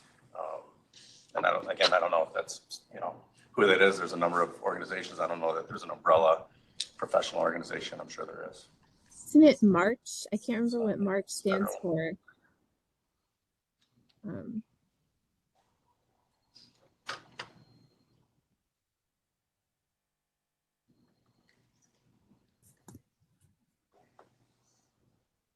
we have any other additional comments regarding the categories? I don't see any. When I'm sorry. I would add that the Minnesota Freedom Fund probably would be a good one on this list.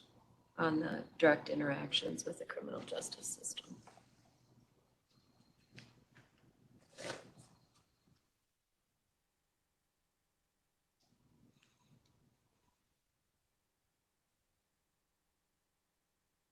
Thank you. I want to reiterate what my colleague Charlie was saying earlier. We appreciate all the suggestions, but we are not going to be reaching out to every single organizations on that list. Depending on the topics and the questions that we'll be asking each group, depends on who we'll be reaching out to. But for the topics or so the topics implied by guiding principles.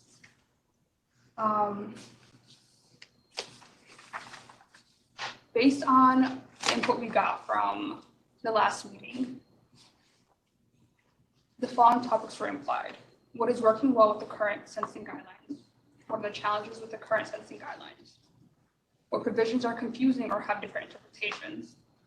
What suggestions do people have for improvements? What characteristics or features would make the sentencing guidelines more fair and just? What characteristics or features would make the sentencing guidelines more understandable to practitioners and the public? With that being said, what concerns do you have regarding the nature of the questions you're going to ask during our public engagement? And for the 3 categories that we just mentioned, what other questions would you have? And just note again, this is really early, right? We acknowledge that we're going to come back multiple times as we develop this further, but we wanted to start talking about the topics we'd be asking people, because that will shape who we go to, how we go to them. So appreciate this early. Commissioner Moore? Thank you, Madam Chair. I think a question that would be important for the public would relate to the public safety goal, the consideration of public safety. We have had feedback from members of the public regarding perceptions related to certain crimes not being ranked highly enough, I think, on the sentencing guidelines ranking scale. And so maybe a general question regarding to what extent do the guidelines contribute to public safety or are not reflecting that concern. I could wordsmith the language, but just so that issue is out there for people to respond to. Commissioner Marath? I have a logistical question, I guess. What is the format of, like, are we going to be doing like a semi-structured interview? Is it going to be a survey format? Because in my mind, that changes quite a bit, like what questions I would ask and how I would ask them. So do we have any idea? Well, right. I think the way we would design the format would be based on what your questions are, right? And so we would kind of do the reverse, and depending on what you wanted to learn, we would design the format in order to best do that. And the questions might not be the literal questions on the screen. These would be more sort of research questions, not necessarily, they could be questions that we would ask in a focus group or in a listening session, but they're more, we also may ask more focused questions depending to your point on whether it was a survey or something more open-ended. So all those are on the table. Though. Okay. We could do a survey, we could do a listening session, we could do a focus group depending on where you kind of take us. And also depending on the individuals or organizations that we reach out to. So if they have open meetings that we can attend, or if we can have, town halls, it depends. I do, and I don't know if there's another slide coming up because I keep talking in advance. I don't intend to. But these questions, they're good questions. You can only ask these of judges, defense attorneys, prosecutors, and probation officers. I mean, you can't, I just don't see how you pose any questions to the general public, defendants or victims about sentencing guidelines. It has to be more general sentencing or. And we've had lots of conversation about that. How do we engage the public in a meaningful way? One thing that we've been toying with is when we're engaging with general public, is it more a matter of pulling out the values that they have and using that to inform your thinking when you're taking the next steps? What is the public's values related to X, Y, and Z? That gets them out of what's wrong with sentencing guideline 3.4.6 _ whatever. So And that's sort of our question for you all is what are you hoping to learn from the public, right? What will genuinely inform your work? Is it about the relative ranking of the crimes? Is it about what contributes to safety? Is it about disparities? What are the topics that you hope to hear from the public on in particular?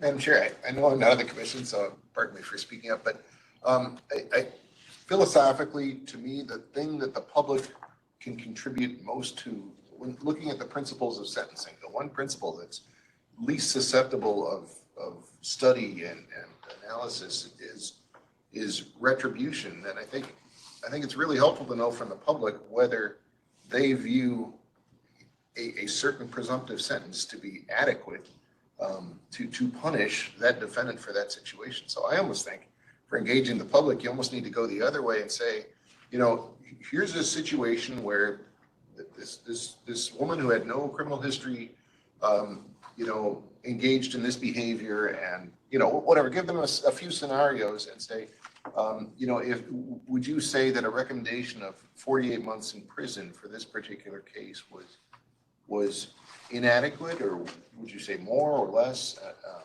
You know, I guess that's sort of my thought to get down the retribution avenue, because otherwise we don't have a lot of data to support that principle of sentencing. And I guess I'd welcome Professor Frase's comments on that. I don't think it's something that's been well studied. Thank you.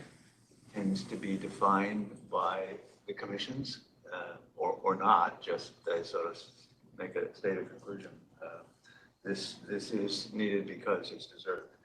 I guess you can, yeah, and it's the whole concept of retribution as a purpose of punishment is a little difficult to operationalize in talking to people who do this all the time and haven't heard that term thrown around.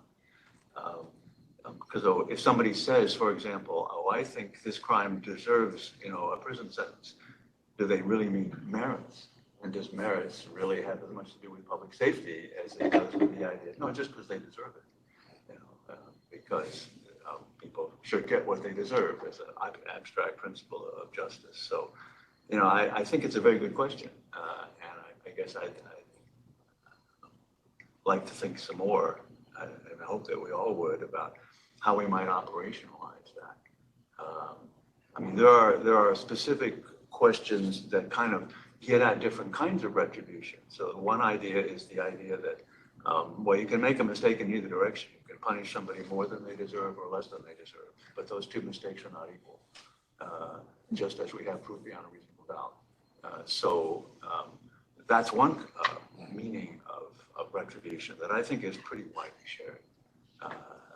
That there's a range, and especially it's really fundamentally unjust to punish somebody more than they deserve if we can define that. But then there are some people who think, no, you have to give somebody what they deserve, no more and no less. You know, a positive duty to impose retribution, full retribution. I think that particular theory, this is just my personal view, but shared by a number of other people who study this, that if you look at what we actually do, particularly the use of suspended sentences, we're saying, yeah, you deserve that, but we're going to hold it in reserve and see if we can work with you. But if we can't work with you, we're going to execute it. That's kind of consistent with that upper limit on what giving people what they deserve. But it's a version of limiting retributivism that says, well, we may, but we need not give everybody their full just deserts. There are other considerations, public safety, efficiency, priorities. So anyway, how you operationalize that to people who haven't thought about this a lot, you know, that's a really challenging thing. But you know, you can give people cases to sentence, but again, are they giving this sentence because they think it's required by just deserts, or are they giving it because they think it's required required by public safety or some kind of mix of them. Long-winded answer. Thank you. Commissioner Ladd?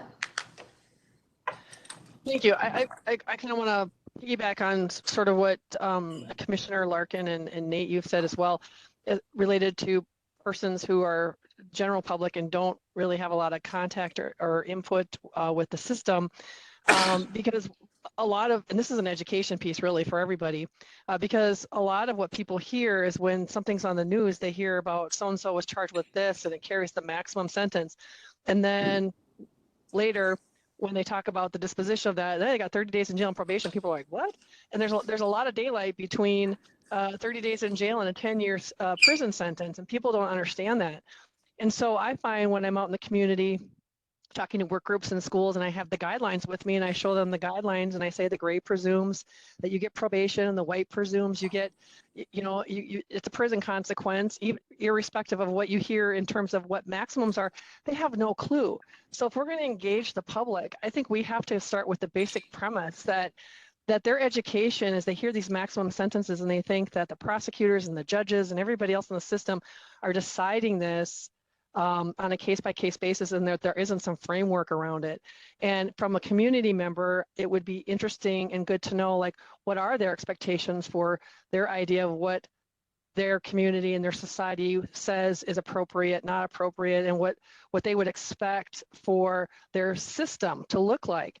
And I think we have to start with the premise that they don't know and they don't understand it. And so having the questions framed in such a way, and recognizing that we're essentially educating them that there is actually a guideline system that has some structure around it is going to be, frankly, news to them because they don't get it.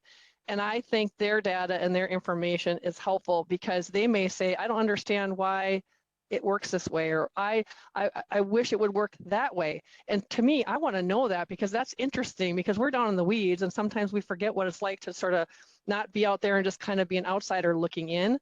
So if we can somehow approach that group with the idea, and I'm not trying to be offensive, like they don't know anything, but they don't understand it in the same way that practitioners live it, I think it is valuable information, not to decide everything, but I think it's one more nugget in the bucket of things that we have to try to decipher. But I do think that approaching those non-justice people or system people with the same kind of questions would be futile and kind of a waste of resources. So we have to approach that differently, and I would hope that we would. Well, I know we've used more than our time, so I will maybe hand it back to the vice chair unless there's any other discussion. I don't see any. This has been a really good discussion, and I find myself staring at this thinking, what is it we're trying to accomplish here with this review? And it seems like everything's on the table, which makes it a pretty challenging endeavor. I mean, it would be, one thing to say, well, we're going to review with an eye towards just like reducing word count. And it's another to say, well, it's sort of like everything's on the table, we could re-rank everything. I mean, I don't even know if that's possible, but I think that makes all of these discussions even harder. Worthy. So I think that takes care of this segment, and we thank you again for your work so far, and we will appreciate what you bring back to us based on the discussions today. Hopefully they helped you to see inside of our thinking a little more. Thank you. Thank you. We'll move on then to the next agenda item, which is Executive Director's Report. Thank you, Madam Chair. And before I begin my report, I'd like to address members of the public who are online. It looks like everybody's on a device where they should be able to raise their hand. So if you are a member of the public and you would like to participate in the next agenda item, which is the public comment, please raise your hand. You should be able to do that using WebEx. So please raise your hand using the application that you're joining this meeting. I guess the first thing I'd like to say in my report really dovetails with the presentation from Matt that we just had, and that is we recently had another budget forecast, and these come along a couple of times a year. And it was a little bit mixed. And the reason I'm saying that in connection with Matt is because we are funded for phase one of this comprehensive review. And I think it's worthy of thinking, even at this early hour, of what would happen if there weren't funds to fund phase two of this comprehensive review. That would mean that we would only have Matt funded for the next 18 and a half months, which means that the public engagement piece would probably stop at that point. So we'd really, I guess I'm stressing the importance of figuring out what you want to do for public engagement now up front, because there's no guarantee that we will have any money for ongoing public engagement, which either means we'll have to do it with in-house resources, or we'll have to be satisfied with what we did in the next 18 and a half months. It is maybe possible for us to continue the next phase of a comprehensive review, albeit more slowly, without additional funds, but obviously that could take an untenably long period of time. Just some thoughts there. The other thing I wanted to report, which is more time bound, is that everybody on the commission and myself have to make their annual reports to the Campaign Finance and Public Disclosure Board in January. And if you've done this process before, I caution you that there are a number of changes coming up to the form, a number of changes coming up to what is being requested of you in terms of your personal financial information and so forth. I'm not an expert on that. I don't know what all those changes are. But you should be receiving a letter in early January that would or maybe the end of December even, that will give you instructions on how to complete that letter. If you haven't received that by, certainly by the time of the next commission meeting on January 11th, please let me know. But the deadline to complete that form is the end of January. So that is a requirement for everybody on the commission. So please be on the lookout for that. The final item, the January 11th meeting will be in this room, same time, same place. The big difference is it is one of our quorum required meetings. So I will ask that even if you don't always RSVP to meetings, please let me know whether you will be in attendance. And that's because you'll be approving your annual report. And we have to submit an annual report. So I don't know what I'll do if there's no quorum. I guess I'll submit something to the legislature that meets the statutory requirements. But please be there so I don't have to figure that one out. That concludes my report, Madam Chair. Thank you. The next and last, before adjournment, item on the agenda is public input. Do we have anyone who wants to give public comments? We do, Madam Chair. I'm going to unmute. It looks like Kelly Jansen is the name of the person who wishes to speak. Ms. Jansen, you are in the meeting. Okay. Can you please state your name and tell the commission what you'd like them to hear? Okay, so my name's Kelly Jansen, and I just wanted to make a couple comments about the groups that you would be reaching out to for input. And I kind of wanted to echo what Nate was saying about talking to the public and especially victims, because when, the victims that I've talked to of trafficking, carjacking, that, it's how they feel. And like the mother of a trafficking victim, sexual exploitation online, she said that if the perpetrator would have just gotten probation, it would have done nothing for her family, and they would have had to move out of town because they would have seen him, they're in a small town, they would have seen him at the grocery store, wherever in town. And thankfully he got prosecuted federally, actually, so he's in jail for over 20 years, or prison over 20 years. But and some other groups that that deal with like victim services, providing victim services. So they deal with the fallout of, if somebody isn't sentenced enough to actually experience, not continuing to commit crimes, that they deal with the fallout of that. So like Terebinth Refuge up in St. Cloud deals with trafficking survivors, and Minnesota Adult and Teen Challenge deal with people that have been on drugs and addictions and have committed crimes, and so they deal with the fallout of these crimes, and that's just something that I would recommend keeping in mind. So thank you all for your time. Thank you. Nate, is there anyone else? There are no other hands raised, Madam Chair. Well, that brings us to the end of the agenda.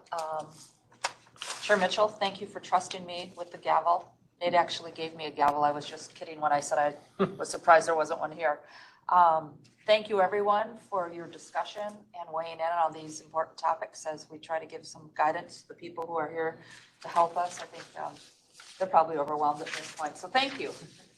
And if there are no other issues or comments or questions, I move to adjourn the meeting. So moved. We're adjourned. Thanks, Kelly. Thank you.